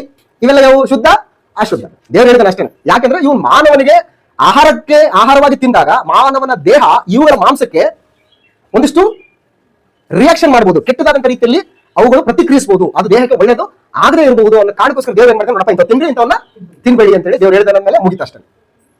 ಸೊ ಹಾಗಾಗಿ ಶುದ್ಧ ಅಶುದ್ಧ ಅನ್ನುವಂಥದ್ದನ್ನ ನಾವು ಹೇಗೆ ಕನ್ಸಿಡರ್ ಮಾಡ್ಬೇಕಂತ ನಾವು ಗಮನ. ಸೊ ಆಯ್ತು, ಹೀಗೆ ಆತನು ಬಂದಂತ ಸಂದರ್ಭದಲ್ಲಿ 11ನೇ ಅಧ್ಯಾಯದಲ್ಲಿ ಈ ಸಂತತಿ ಹೀಗೆ ಬೆಳೀತಾ ಇರ್ತಾರೆ. ಈ ನೋಹನ ನಾಳೆಯಿಂದ ಆಚೆ ಬಂದಂತ ಸಂದರ್ಭದಲ್ಲಿ 10ನೇ ಅಧ್ಯಾಯಕ್ಕೆ ಒಂದ್ಸರಿ ಗಮನಿಸೋಣ. 10ನೇ ಅಧ್ಯಾಯಕ್ಕೆ ಬಂದ್ಬೋಣ. ಅಂದ್ರೆ ಜನರೇಷನ್ ಹೆಂಗ್ ಹೋಗ್ತಾ ಇದೆ, ಆ ಜನರೇಷನ್ ಹೆಂಗ್ ಹೋಗ್ತಾ ಇದೆ, ಆ ಜನರೇಷನ್ಗಳೆಲ್ಲ ಏನೇನು ಕಾರ್ಯಕ್ರಮಗಳು, ಏನೇನು ಪ್ರಕ್ರಿಯೆಗಳು ನಡೀತಾ ಇದ್ದಾವೆ ಅನ್ನೋದನ್ನ ನಾವು ಗಮನಿಸೋಣ. 10ನೇ ಅಧ್ಯಾಯ 1ನೇ ವಚನ, ನೋಹನ ಮಕ್ಕಳಾದ ಶೇಮ್, ಹಾಮ್, ಯೆಫೆತರ ವಂಶದವರ ಚರಿತ್ರೆ ಅಂತ ಹೇಳ್ತಾರೆ. ಈಗ ಚರಿತ್ರೆ ಸ್ಟಾರ್ಟ್ ಆಯ್ತು. ಈ ಚರಿತ್ರೆ ಸ್ಟಾರ್ಟ್ ಆದ ತಕ್ಷಣ ಫಸ್ಟ್ ಈಗ ಯಾರು ಬರ್ತಾರಪ್ಪ ಅಂತಂದ್ರೆ 11ನೇ ಅಧ್ಯಾಯಕ್ಕೆ ಬಂದ್ಬೋಣ. 11ನೇ ಅಧ್ಯಾಯ 10ನೇ ವಚನದಲ್ಲಿ ಶೇಮನ ವಂಶದವರ ಚರಿತ್ರೆ. ಅಂದ್ರೆ ಈಗ ನಾವು ಯಾವ ಜರ್ನಲಿಜಿ ತಗೊಂಡು ಹೋಗ್ತಾ ಇದ್ವಿ ಅಂತಂದ್ರೆ ಕ್ರಿಸ್ತನಿಗೆ ಕನೆಕ್ಟ್ ಆಗುವಂತ ಜರ್ನಲಿಜಿ ತಗೊಂಡು ಹೋಗ್ತಾ ಇದ್ವಿ. ಈಗ ಶೇಮು, ಆಮು, ಯೆಫೆತು ಇವ್ರು ಯಾರ ಮಕ್ಕಳು? ನೋಹನ ಮಕ್ಕಳು. ಈಗ ನಾವು ಯಾರು ತಗೋತಾ ಇದೀವಿ ಇವಾಗ? ಅರ್ಪಕ್ಷದಂತ ಅಂದ್ರೆ ಶೇಮನ ವಂಶವನ್ನ ತಗೋತಾ ಇದೀವಿ. ಈಗ ಆಮು ಯೆಫೆತನ ಏನ್ ಮಾಡ್ತಾ ಇದೀವಿ ನಾವು? ಬಿಡ್ತಾ ಇದೀವಿ. ಯಾಕಂದ್ರೆ ನಮ್ಗೆ ಬೇಕಾಗಿದ್ದಾರೆ ಇವಾಗ ಸೇಮ್ ಬೇಕು ನಮಗೆ. ಅಂದ್ರೆ ಕ್ರಿಸ್ತನ್ ಎಲ್ಲಿ ಕನೆಕ್ಟ್ ಆಗ್ತಾರೋ ಅಲ್ಲಿಗೆ ಹೋಗ್ತಾ ಇದೀವಿ ನಾವು. ಅಂದ್ರೆ ಇವ್ರನ್ನ ನಾವು ದೇವರಲ್ಲಿ ಏನ್ ಮಾಡ್ತಾ ಇದ್ದಾರೆ, ಸೈಡ್ ಇಡ್ತಾ ಇದ್ದಾರೆ. ನಾವು ಎಲ್ಲಿಗೆ ಹೋಗ್ತಾ ಇದೀವಿ, ಯಾರ ಒಂದು ವಂಶವಳಿಗೆ ನಾವು ಸೇರ್ತಾ ಇದೀವಿ ಅನ್ನುವಂಥದ್ದನ್ನ ಫೋಕಸ್ ಅನ್ನ ನಾವು ಗಮನಿಸಬೇಕಂತ ಹೇಳಿ ಈ ಒಂದು ವಂಶವಳಿಯನ್ನು ದೇವರಿಟ್ಟಿದ್ದಾರೆ. ಶಲಹ ನೆನಪಾಡ್ತಾನೆ. ನೆಕ್ಸ್ಟ್ ನೋಡಿ, ಶಲಹ ಅರ್ಪಕ್ಷದ ಆದ್ಮೇಲೆ ಶಲಹ ಬಂದ. ನೆಕ್ಸ್ಟ್ ಶಲಹ ಆದ್ಮೇಲೆ 17ನೇ ವಚನ, 16ನೇ ವಚನ ಎಬರ. ನೆಕ್ಸ್ಟ್ ಯಾರು? ಎಬರ. ನೋಡಿ ವಂಶವಳಿ ಹೆಂಗ್ ಬರ್ತಾ ಇದೆ.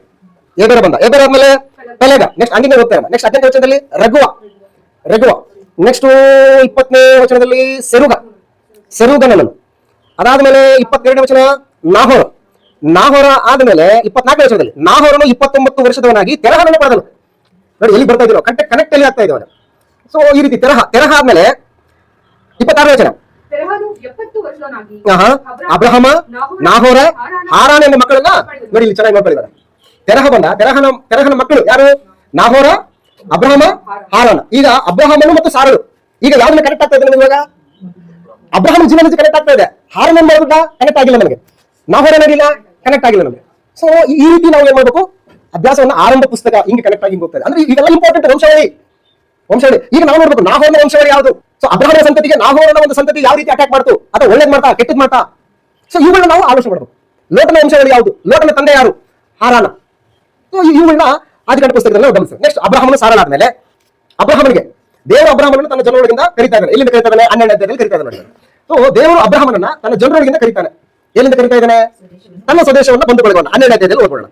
12ನೇ ಅಧ್ಯಾಯ. ಯೆಹೋವನು ಸ್ವದೇಶವನ್ನು, ಬಂಧು ಬಳಗವನ್ನು, ತಂದೆ ಮನೆಯನ್ನು ಬಿಟ್ಟು ನಾನು ತೋರಿಸುವ ದೇಶಕ್ಕೆ ಇಟ್ ಇಸ್ ಕಾಲ್. ಏನ್ ಕರೆದ ದೇವರು? ಆ ಕರೆದಂತ ಕರೆಗೆ ಅಬ್ರಹಾಮನ್ ಏನ್ ಮಾಡಿದ್ದಾನೆ? ವಿಧೇಯನಾಗಿದ್ದಾನೆ. ತನ್ನನ್ನು ಕರೆದಂತ ದೇವರು ನಂಬಿಕಸ್ಥನೆಂಬುದಾಗಿ ನಂಬಿಕೆ ಇಟ್ಟು ಎಲ್ಲಿಗೆ ಹೋಗಬೇಕು ಗೊತ್ತಿಲ್ಲ, ಯಾವ ಸ್ಥಿತಿಲಿ ನಾನು ಇರಬೇಕೋ ಗೊತ್ತಿಲ್ಲ, ಅಲ್ಲಿ ಜನಗಳು ಯಾವ ರೀತಿ ಇದ್ದಾರೋ ಗೊತ್ತಿಲ್ಲ, ಅಲ್ಲಿ ನನಗೆ ಅನುಕೂಲಕರವಾದಂತ ವಾತಾವರಣವಿದೆಯೋ ಅನುಕೂಲಕರವಲ್ಲದ ವಾತಾವರಣ ಇದೆಯೋ ಗೊತ್ತಿಲ್ಲ. ಆದ್ರೆ ಎಲ್ಲವನ್ನು ಕೂಡ ಯಾವ ಡಿಪೆಂಡ್ ಆಗ್ತಾ ಇದ್ದಾನೆ? ದೇವರ ಮೇಲೆ ಡಿಪೆಂಡ್ ಆಗುತ್ತೆ. It is very important. ಇವತ್ತು ನಾವು ಕೂಡ ಆತ್ಮ ಸಂಬಂಧವಾದಂತಹ ದೇವರ ಕರೆಗೆ ನಾವು ಬರ್ತೀವಿ ಅಂತಂದ್ರೆ ಅಲ್ಲಿ ಪರಿಸ್ಥಿತಿಗಳು ಹೆಂಗಿದವೋ ಹೆಂಗಿಲ್ವೋ ಯಾವ ಲೆಕ್ಕ ಹಾಕಬಾರ್ದು. ದೇವರು ನಮ್ಮನ್ನು ಕರೆದಿದ್ದಾನೆ ಅಂತಂದ್ರೆ ಕರೆದಾತನ ಯಾರು? ನಂಬಿಕಸ್ಥನು. ಮನುಷ್ಯನು ಒಂದು ವೇಳೆ ತನ್ನ ಮಾತಿಗೆ ತಪ್ಪಿದ್ರು ತಪ್ಪಲ್ಲ, ಅದು ದೇವರು ಮಾತ್ರ ತನ್ನ ಮಾತಿಗೆ ತಪ್ಪಿ ನಡೆಯುವಂತಾತನು ಅಲ್ಲ ಅನ್ನುವಂಥ ಪೂರಾ ಭರವಸೆಯನ್ನ ದೇವರ ಮೇಲೆ ಇಟ್ಟು ದೇವರ ಕರೆಗೆ ಹೋಗಟ್ಟು ವಿಧೇಯರಾಗಿ ಬರ್ತಕ್ಕಂಥವನೇ ದೇವರಿಗೆ ಪ್ರೀತಿ ಪಾತ್ರನು. ಅದಕ್ಕೆ ಬೆಸ್ಟ್ ಎಕ್ಸಾಂಪಲ್ ಯಾವಂತಂದ್ರೆ ಅಬ್ರಹಾಮ. ತನ್ನ ಬಂಧು ಬಳಗನ್ನ, ತನ್ನ ಸ್ವದೇಶವನ್ನ, ತನ್ನ ಹುಟ್ಟೂರನ್ನ ಬಿಟ್ಟುಬಿಟ್ಟು ಎಲ್ಲಿ ಹೋಗಬೇಕು ಗೊತ್ತಿಲ್ಲ, ಅಲ್ಲಿ ಪರಿಸ್ಥಿತಿಗಳು ಹೆಂಗಿದವೋ ಗೊತ್ತಿಲ್ಲ, ಆದ್ರೂ ಕೂಡ ನನ್ನನ್ನು ಕರೆದಾತ ನಂಬಿಕಸ್ಥನು, ನನ್ನ ಬದುಕಿಗೆ ಭದ್ರತಾ ಆತ, ನನ್ನ ಜೀವಕ್ಕೆ ಆಯುಷ್ಕಾಲ ಆತ, ನನ್ನ ಒಂದು ಆಯುಷ್ಕಾಲವನ್ನ ಆತನ ಕೈಯಲ್ಲಿದೆ, ಆತ ನನ್ನನ್ನು ಕರೆದಿದ್ದಾನೆ, ಆತ ನಂಬಿಕಸ್ಥನೆಂಬುದಾಗಿ ಹೊರಟೋಗ್ಬಿಟ್ಟ. ಸೊ ಇವತ್ತು ದೇವರು ನಮ್ಮನ್ನು ಕರೀತಾರೆ. ಹೆಂಗ್ ಕರೀತಾ ಇದ್ದಾನೆ? ದೇವರು ಪ್ರತಿಯೊಬ್ಬ ಮನುಷ್ಯನನ್ನ ಕರೀತಾ ಇದ್ದಾನೆ. ಹೆಂಗ್ ಕರೀತಾ ಇದ್ದಾನೆ? ಕನಸುಗಳ ಮುಖಾಂತರ. ಇಲ್ಲ ಬ್ರದರ್, ಇವತ್ತು ರಾತ್ರಿ ಮಲಗಿದ್ದೆ, ಕನಸು ಬಿತ್ತು, ಅದಕ್ಕೆ ನನ್ನ ಕನಸಲ್ಲಿ ಬಂದು ದೇವರು ನನಗೆ ಹೇಳ್ದ, ಅದಕ್ಕೆ ನಾನು ಇವತ್ತು ದೀಕ್ಷಾ ಸ್ಥಳ ತಗೊಂಡು ನಾನು ಕ್ರೈಸ್ತನಾಗ್ತೀನಿ ಅಂತಂದ್ರೆ ಅದು ದೇವರ ಕರೀವಿಕೆ ಅಲ್ಲ. ದೇವರ ಕರೀವಿಕೆ ಅಲ್ಲ. ನನ್ನ ದರ್ಶನ ಆಯ್ತು. ಈಗ ಅದೆಲ್ಲ ಇಲ್ಲ. ದೇವ್ರು ಹೆಂಗ್ ಕರೀತಾ ಇದ್ದಾನೆ? ಇವಾಗ ಸುವಾರ್ತೆ ಮುಖಾಂತರ ಕರೀತಾ ಇದ್ದಾನೆ. ತನ್ನ ಮಗನ ಮರಣ ಸಮಾಧಿ ಪುನರುತ್ಥಾನಗಳ ಸುವಾರ್ತೆ ಮುಖಾಂತರ ಏನ್ ಮಾಡ್ತಾರೆ? ಪ್ರತಿ ಮನುಷ್ಯನ ಕರೀತಾ ಇದ್ದಾನೆ. ಮತ್ತೆ ಸುವಾರ್ತೆ 28ನೇ ಅಧ್ಯಾಯ 18ನೇ ವಚನದಲ್ಲಿ ಕರ್ತನಾದ ಯೇಸು ಕ್ರಿಸ್ತನು ಈ ಲೋಕದಿಂದ ಪರಲೋಕಕ್ಕೆ ಆರೋಹಣವಾಗತಕ್ಕಂಥ ಸಂದರ್ಭದಲ್ಲಿ ತನ್ನ ಶಿಷ್ಯರನ್ನ ಹತ್ರಕ್ಕೆ ಕರೆದು ಅವ್ರಿಗೆ ಏನಂತಾನೆ? ನೀವು ಲೋಕದ ಕಟ್ಟ ಕಡೆಯವರೆಗೆ ಹೋಗಿ ಏನ್ ಮಾಡ್ಬೇಕು? ಸುವಾರ್ತೆಯನ್ನ ಸಾರಬೇಕು ಅಂತ ಹೇಳ್ತಾನೆ. ಸಾರಬೇಕು. ಈ ಸಾರುವಿಕೆ ಮುಖಾಂತರ ಜನ ನನಗೆ ಬರಬೇಕು ಹೊರತಾಗಿ ದರ್ಶನಗಳು, ಕನಸುಗಳು, ನನಗೆ ರೋಗ, ನನಗೆ ಸಮಸ್ಯೆ, ಅವುಗಳಿಂದ ನನಗೆ ಬಿಡುಗಡೆ ಆಯ್ತು, ನನಗೆ ಪರಿಹಾರ ಆಯ್ತು, ಅದಕ್ಕೆ ನಾನು ಕ್ರಿಸ್ತನಲ್ಲಿ ಬಂದೆ ಅನ್ನುವಂಥದ್ದು ತಪ್ಪಾದ ಕರೀವಿಕೆ. ಅದು ದೇವರ ಕರೀವಿಕೆ ಅಲ್ಲ. ದೇವರು ಇವತ್ತು ಕರೆಯುವಂತಹ ಒಂದೇ ಒಂದು ಮಾರ್ಗ ಯಾವ್ದಂದ್ರೆ ತನ್ನ ಮಗನಾದಂತ ಯೇಸು ಕ್ರಿಸ್ತನ ಮರಣ ಸಮಾಧಿ ಪುನರುತ್ಥಾನಗಳನ್ನ ವಿವರಿಸುವಂತಹ ಸುವಾರ್ತೆ ಮುಖಾಂತರ ಇವತ್ತು ದೇವರು ಕರೀತಾ ಇದ್ದಾನೆ ಹೊರತಾಗಿ ಬೇರೆ ದಾರಿಯಿಂದ ಕರೀತಾ ಇಲ್ಲ. ಅದಕ್ಕೆ ಯೇಸು ಕ್ರಿಸ್ತನು ಯೋಹಾನ್ ಬರೆಸುವಂತೆ 10ನೇ ಅಧ್ಯಾಯದಲ್ಲಿ ನಾನೇ ನಿಜವಾದ ಕುರುಬನು, ನಾನು ಒಳ್ಳೆ ಕುರುಬನು ತನ್ನ ಕುರಿಗಳಿಗೋಸ್ಕರ ಪ್ರಾಣವನ್ನು ಕೊಡ್ತಾನೆ. ಆ ಕುರಿಗಳು ಕೂಡ ಹೇಗೆ ಬರ್ತವೆ ಒಳಗಡೆ ಅಂತಂದ್ರೆ ಬಾಗಿಲೊಳಗಿಂದ ಬರ್ತಾ ಹೊರತಾಗಿ ಬಾಗಿಲನ್ನು ಬಿಟ್ಟು ಬೇರೆ ದಾರಿಯಿಂದ ಬರ್ತಕ್ಕಂಥದ್ದು ಯಾವುದು? ಅದು ಕುರಿ ಅಲ್ಲದು, ತೋಳದು, ಕತ್ಕೊಂಡು ಹೋಗುವಂತದ್ದು ಅಂತ ಹೇಳ್ತಾನೆ. ಸೊ ಹಾಗಾಗಿ ಇವತ್ತು ದೇವರು ಕರೆಯುವಂತ ಮಾರ್ಗ ಯಾವ್ದಂತಂದ್ರೆ ತನ್ನ ಮಗನ ಸುವಾರ್ತೆ ಮುಖಾಂತರ. ಆ ದಾರಿಯಿಂದಲೇ ಬರ್ಬೇಕು ಹೊರತಾಗಿ ಬೇರೆ ದಾರಿಯಿಂದ ಬಂದ ಅಂತಂದ್ರೆ ಅವನು ಕಳ್ಳನು, ಕತ್ಕೊಂಡು ಹೋಗೋದು ಬರ್ತಾನೆ, ಅವನು ಸ್ವಾರ್ಥಿ. ದೇವರ ಕರೆಗೆ ಬಂದಂತವನಲ್ಲ. Be careful. ಥೆಸಲೋನಿಕದವರಿಗೆ ಬರೆದ 2ನೇ ಪತ್ರಿಕೆ 2ನೇ ಅಧ್ಯಾಯ 14ನೇ ವಚನದಲ್ಲಿ ದೇವರು ಇವತ್ತು ತನ್ನ ಮಗನ ಸುವಾರ್ತೆ ಮುಖಾಂತರ ನಮ್ಮನ್ನು ಕರೀತಾ ಇದ್ದಾನೆ. ಏನು ಕರೀತಾ ಇದ್ದಾನೆ ಅಂತಂದ್ರೆ 2 Thessalonians chapter 2 verse 14 16ನೇ ವಚನ, ನೀವು ಹೀಗೆ ರಕ್ಷಿಸಲ್ಪಟ್ಟು ನಮ್ಮ ಕರ್ತನಾದ ಯೇಸು ಕ್ರಿಸ್ತನ ಪ್ರಭಾವವನ್ನು ಸಂಪಾದಿಸಿಕೊಳ್ಳಬೇಕೆಂದು ದೇವರು ನಮ್ಮ ಸುವಾರ್ತೆ ಮೂಲಕವಾಗಿ ನಿಮ್ಮನ್ನ ಕರೆದನು ಅಂತ ಹೇಳ್ತಾನೆ. ಅಂದ್ರೆ ಅಪೊಸ್ತಲರ ಮೂಲಕ ದೇವರು ಸುವಾರ್ತೆಯ ಮೂಲಕ ಇವತ್ತು ಕರೀತಾ ಇದ್ದಾನೆ. ಯಾಕೆ ಕರೀತಾ ಇದ್ದಾನೆ? ನೀವು ರಕ್ಷಣೆ ಹೊಂದಬೇಕು. ನಂಬರ್ 1. ನಂಬರ್ 2, ಯೇಸು ಕ್ರಿಸ್ತನ ಪ್ರಭಾವವನ್ನು ಸಂಪಾದಿಸಿಕೊಳ್ಳಬೇಕು. ಯೇಸು ಕ್ರಿಸ್ತನ ಯಾವ ಪ್ರಭಾವ ಇದೆ, ಯಾವ ಒಂದು ಸ್ಥಿತಿ, ಯಾವ ಒಂದು ಸ್ಥಾನ ಇದೆ, ಅದನ್ನು ನೀವು ಪಡ್ಕೋಬೇಕು ಅಂತ ಹೇಳ್ತಾರೆ. ಅದಕ್ಕೆ ಇವತ್ತು ನಮ್ಮನ್ನು ಏನ್ ಮಾಡ್ತಾರೆ? ಸುವಾರ್ತೆ ಮುಖಾಂತರ ಕರೀತಾ ಇದ್ದಾನೆ. ಅಂತ ಒಂದು ಪ್ರಭಾವನ, ಮಾನವನ ಕೀರ್ತಿಯನ್ನ ನೀವು ಪಡ್ಕೊಳ್ಬೇಕು ಅಂತ ಹೇಳ್ಬಿಟ್ಟು ಈಗ ಕರೆಯಲ್ಪಟ್ಟಂತವರನ್ನ, ಆ ಕರೆಗೆ ವಿಧೇಯರಾಗಿರ್ತಕ್ಕಂಥವರನ್ನ ದೇವರು ತನ್ನ ಬಲದಿಂದ ಕಾಯ್ತಾ ಇದ್ದಾನೆ. ಪೇತ್ರನ ಬರೆದ ಮೊದಲನೇ ಪತ್ರಿಕೆಯಲ್ಲಿ ಈ ವಿಷಯವನ್ನು ನಾವು ಗಮನಿಸ್ತೇವೆ. ಪೇತ್ರನ ಬರೆದ ಮೊದಲನೇ ಪತ್ರಿಕೆ 4ನೇ ವಚನದಲ್ಲಿ, ವಚನ 3ನೇ ವಚನದಿಂದ ಹೋಗೋಣ. ಚೆನ್ನಾಗಿದೆ. ನಮ್ಮ ಕರ್ತನಾದ ಯೇಸು ಕ್ರಿಸ್ತನ ತಂದೆಯೂ ದೇವರು ಆಗಿರುವ ಆತನಿಗೆ ಸ್ತೋತ್ರವಾಗಲಿ. ಆತನು ಯೇಸು ಕ್ರಿಸ್ತನನ್ನು ಸತ್ತವರೊಳಗಿಂದ ಎಬ್ಬಿಸಿದ್ದರಲ್ಲಿ ತನ್ನ ಮಹಾ ಕರುಣಾನುಸಾರವಾಗಿ ನಮ್ಮನ್ನು ತಿರುಗಿ ಜೀವಿಸುವಂತೆ ಮಾಡಿ ಜೀವಕರವಾದ ನಿರೀಕ್ಷೆಯನ್ನು ನಮ್ಮಲ್ಲಿ ಹುಟ್ಟಿಸಿ. ಎಂತ ನಿರೀಕ್ಷೆ ಇದು? ಜೀವಕರವಾದಂತ ನಿರೀಕ್ಷೆ. ಇದು ನಿರ್ಜೀವಕರವಾದಂತ ನಿರೀಕ್ಷೆ ಅಲ್ಲ. ಇದು ಜೀವಕರವಾದಂತ ನಿರೀಕ್ಷೆ. ಇದರಲ್ಲಿ ಜೀವ ಇದೆ. ಇಂತಹ ನಿರೀಕ್ಷೆಯನ್ನು ನಮ್ಮಲ್ಲಿ ಹುಟ್ಟಿಸಿ ನಮ್ಮನ್ನು ಲಯ, ಕಳಂಕ, ಕ್ಷಯಗಳಿಂದ ಬಾಧ್ಯತೆಯನ್ನು ಎದುರುನೋಡುವವರನ್ನಾಗಿ ಮಾಡಿದನು. ಆ ಬಾಧ್ಯತೆಯು ನಿಮಗೋಸ್ಕರ ಪರಲೋಕದಲ್ಲಿ ಇಟ್ಟಿರುವುದು. 5ನೇ ವಚನ ವೆರಿ ಇಂಪಾರ್ಟೆಂಟ್. ಅಂತ್ಯಕಾಲದಲ್ಲಿ ಪ್ರತ್ಯಕ್ಷವಾಗುವುದಕ್ಕೆ ಸಿದ್ಧವಾಗಿರುವ ರಕ್ಷಣೆಯು ನಂಬುವವರಾದ ನಿಮಗೆ ದೊರೆಯಬೇಕೆಂದು ದೇವರು ನಿಮ್ಮನ್ನು ತನ್ನ ಬಲದಿಂದ ಏನ್ ಮಾಡ್ತಾ ಇದ್ದಾನೆ? ಕಾಯ್ತಾ ಇದ್ದಾನೆ. ನಿಮಗೆ ಸಿಗಬೇಕು ಆ ಬಾಧ್ಯತೆ, ನಿಮಗೆ ಸಿಗಬೇಕು ಆ ಒಂದು ಸ್ಥಾನ, ಮಾನ.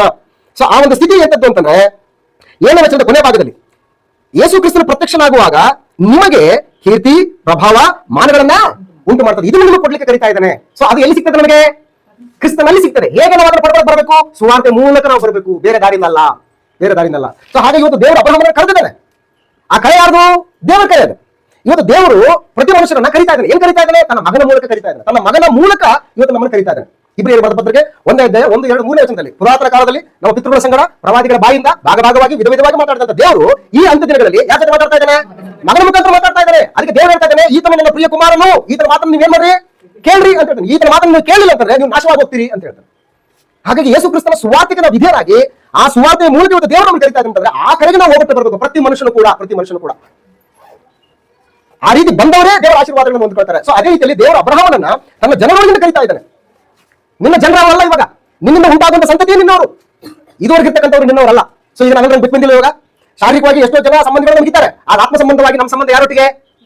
ಕ್ರಿಸ್ತನೊಟ್ಟಿಗೆ. ನಮಗೆ ಕ್ರಿಸ್ತನ ರಕ್ತ ಸಂಬಂಧಗಳೊಟ್ಟಿಗೆ. ನನಗೆ ತಂದೆ ತಾಯಿಗಳಿದ್ದಾರೆ, ಬಂಧು ಬಳಗ ಇದ್ದಾರೆ, ರಕ್ತ ಸಂಬಂಧಿಗಳಿದ್ದಾರೆ. ಈಗ ನಮಗೆ ರಕ್ತ ಸಂಬಂಧಿಗಳು ಯಾರು? ಇವಾಗ ನಾವೆಲ್ಲರೂ ರಕ್ತ ಸಂಬಂಧಿಗಳು.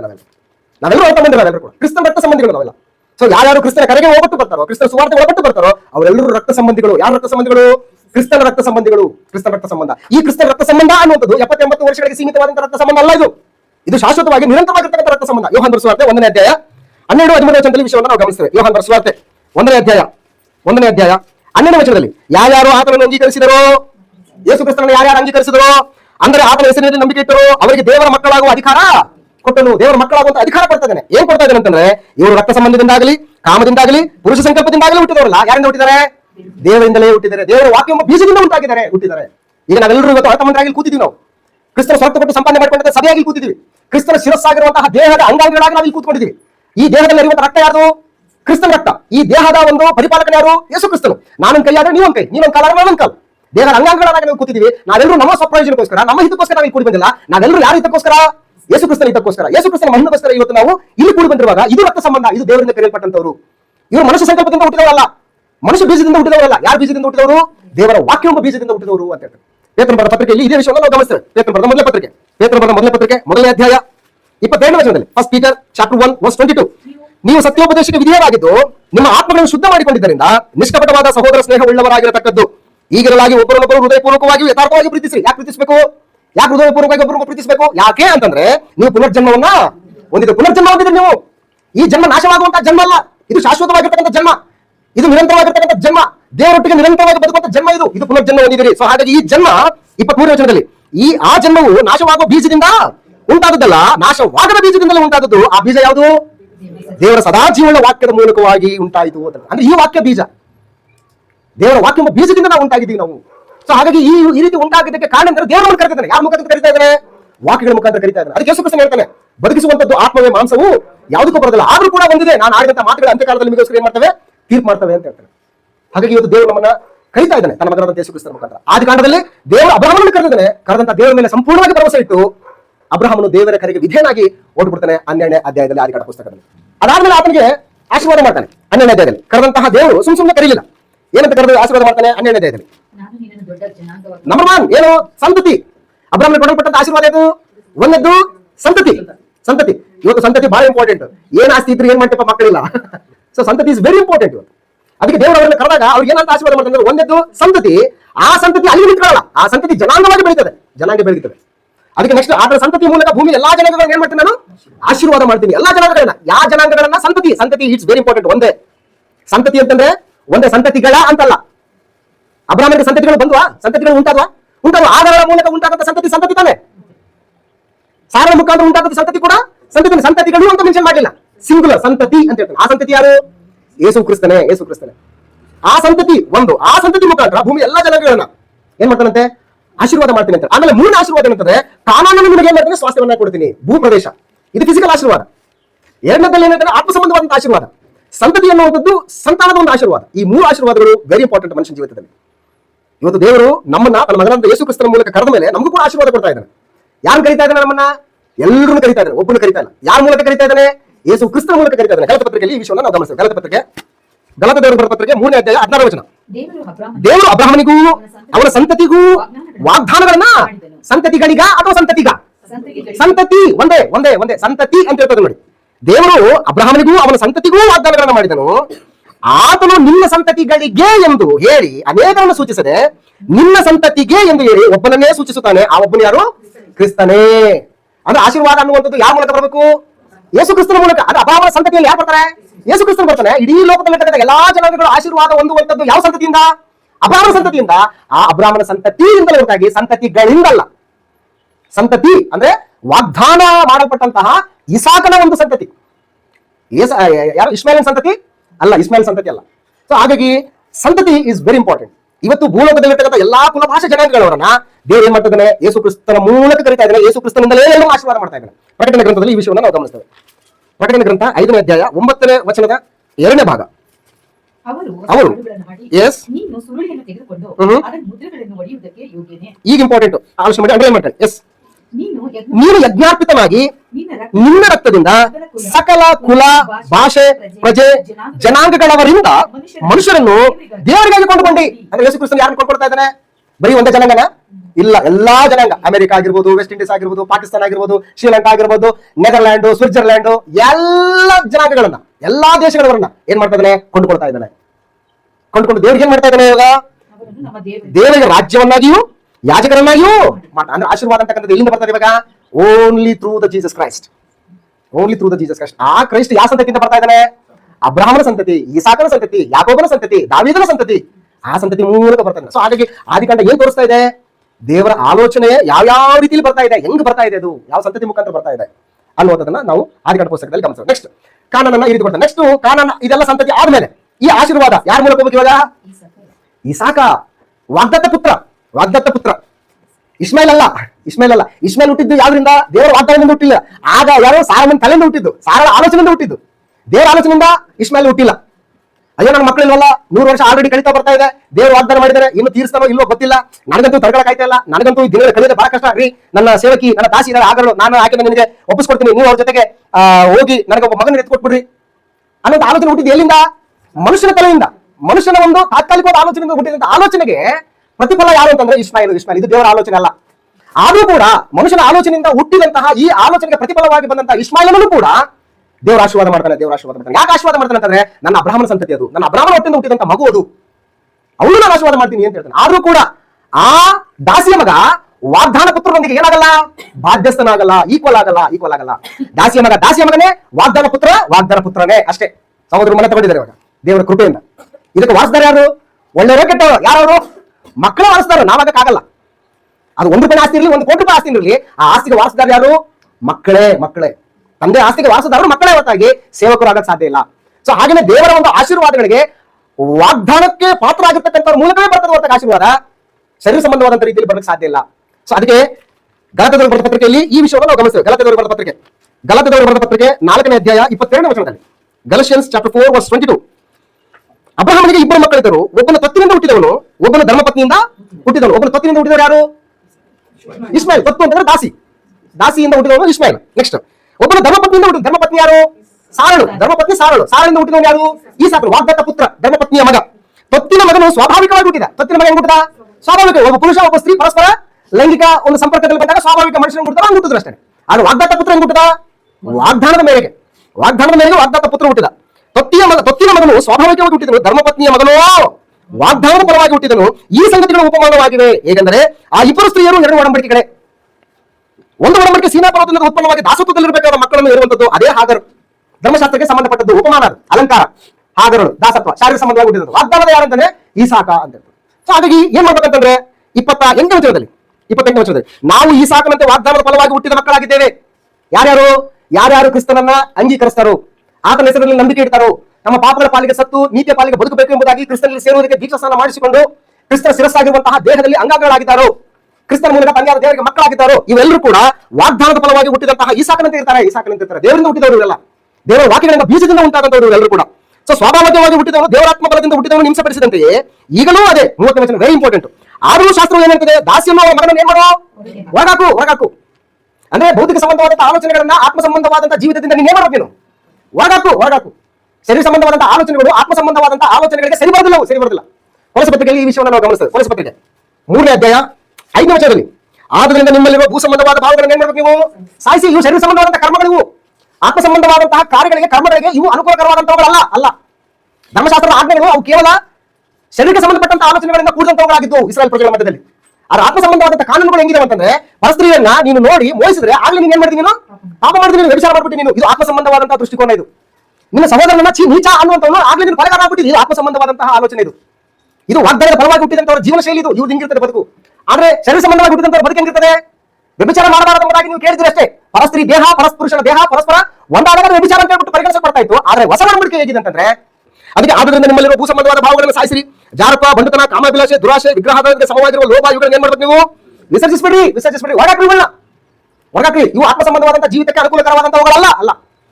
ಸೊ ಹಾಗಾಗಿ ಇಸಾಕ ಮತ್ತು ರೆಬೆಕಳ ಮೂಲಕ ದೇವರು ತನ್ನ ಆಶೀರ್ವಾದಗಳನ್ನ ತಗೊಂಡು ಬರ್ತಾ ಇದ್ದಾನೆ. ಇಸ್ಮಾಯಿಲನ ಸಂತತಿ ಮುಖಾಂತರ ಅಲ್ಲ. ಇಸ್ಮಾಯಿಲ್ ಸಂತತಿ ಅನ್ನುವಂಥದ್ದು ಶರೀರ ಭಾವದಿಂದ ಉಂಟಾದಂತದ್ದು ಸಂತತಿ, ಅದು ದೇವರ ವಾಗ್ದಾನಕ್ಕನುಸಾರವಾಗಿ ಉಂಟಾದಂತದ್ದಲ್ಲ. ಆದ್ರೂ ಕೂಡ ದೇವರು ಆತನನ್ನ ಆಶೀರ್ವಾದ ಮಾಡ್ತಾನೆ, ಇಸ್ಮಾಯಿಲ್ ಆಶೀರ್ವಾದ ಮಾಡ್ತಾನೆ, ಇಸ್ಮಾಯಿಲನ ಆಶೀರ್ವಾದ ಮಾಡ್ತಾನೆ. ಆಗ ನನ್ನ ಸಂತೈಸ್ತೇನೆ, ಆಗ ನಿನ್ನ ಭಯ ಪಡಬೇಡ, ನೀನು ಧೈರ್ಯವಾಗಿರು, ನಾನು ನಿನ್ನ ಸಂತತಿಯನ್ನು ಹೆಚ್ಚಿಸ್ತೀನಿ, ನಿನ್ನ ಮಗನನ್ನು ನಾನು ಅಭಿವೃದ್ಧಿಪಡಿಸ್ತೀನಿ, ಅವನ ಜನರೇಷನ್ ಕೂಡ ನಾನು ವಿಸ್ತಾರ ಮಾಡ್ತೀನಿ ಅಂತ ಹೇಳಿದಂತ ಮಹಾ ತಂದೆ ಆತನು. ಎಲ್ಲರಿಗೂ ಕೂಡ ಪಕ್ಷಪಾತವಿಲ್ಲದೆ ತೀರ್ಪು ಮಾಡ್ತಕ್ಕಂಥ ತಂದೆ, ಎಲ್ಲರಿಗೂ ನ್ಯಾಯವನ್ನು ಕಾಯ್ಪಡಿಸ್ತಕ್ಕಂಥ ತಂದೆ ಪರಲೋಕದಲ್ಲಿರ್ತಕ್ಕಂಥ ಪರಮ ತಂದೆ. ಮಾನವನ ಆಲೋಚನೆಗಳಿಂದ ನಾವು ಏನೇ ತಪ್ಪು ಮಾಡಿದ್ರು ಕೂಡ ಅವೆಲ್ಲವನ್ನ ಸರಿಪಡಿಸುವಂತಹ ಕರುಣಾಮಯನು ಯಾರು? ದೇವರು. ಸೊ ಹಾಗಾಗಿ ಆಶೀರ್ವಾದಗಳು ಹೆಂಗ್ ಬರ್ತಾ ಇದ್ದಾವೆ ಅನ್ನುವಂಥದ್ದನ್ನ, ದೇವರ ಒಂದು ಸಂತತಿ ಯಾವ ರೀತಿ ಮುಂದುವರಿತಾ ಇದೆ ಅನ್ನುವಂಥದ್ದನ್ನ ಆದಿಕಾಂಡ ಪುಸ್ತಕದಲ್ಲಿ ನಾವು ಗಮನಿಸ್ತೇವೆ.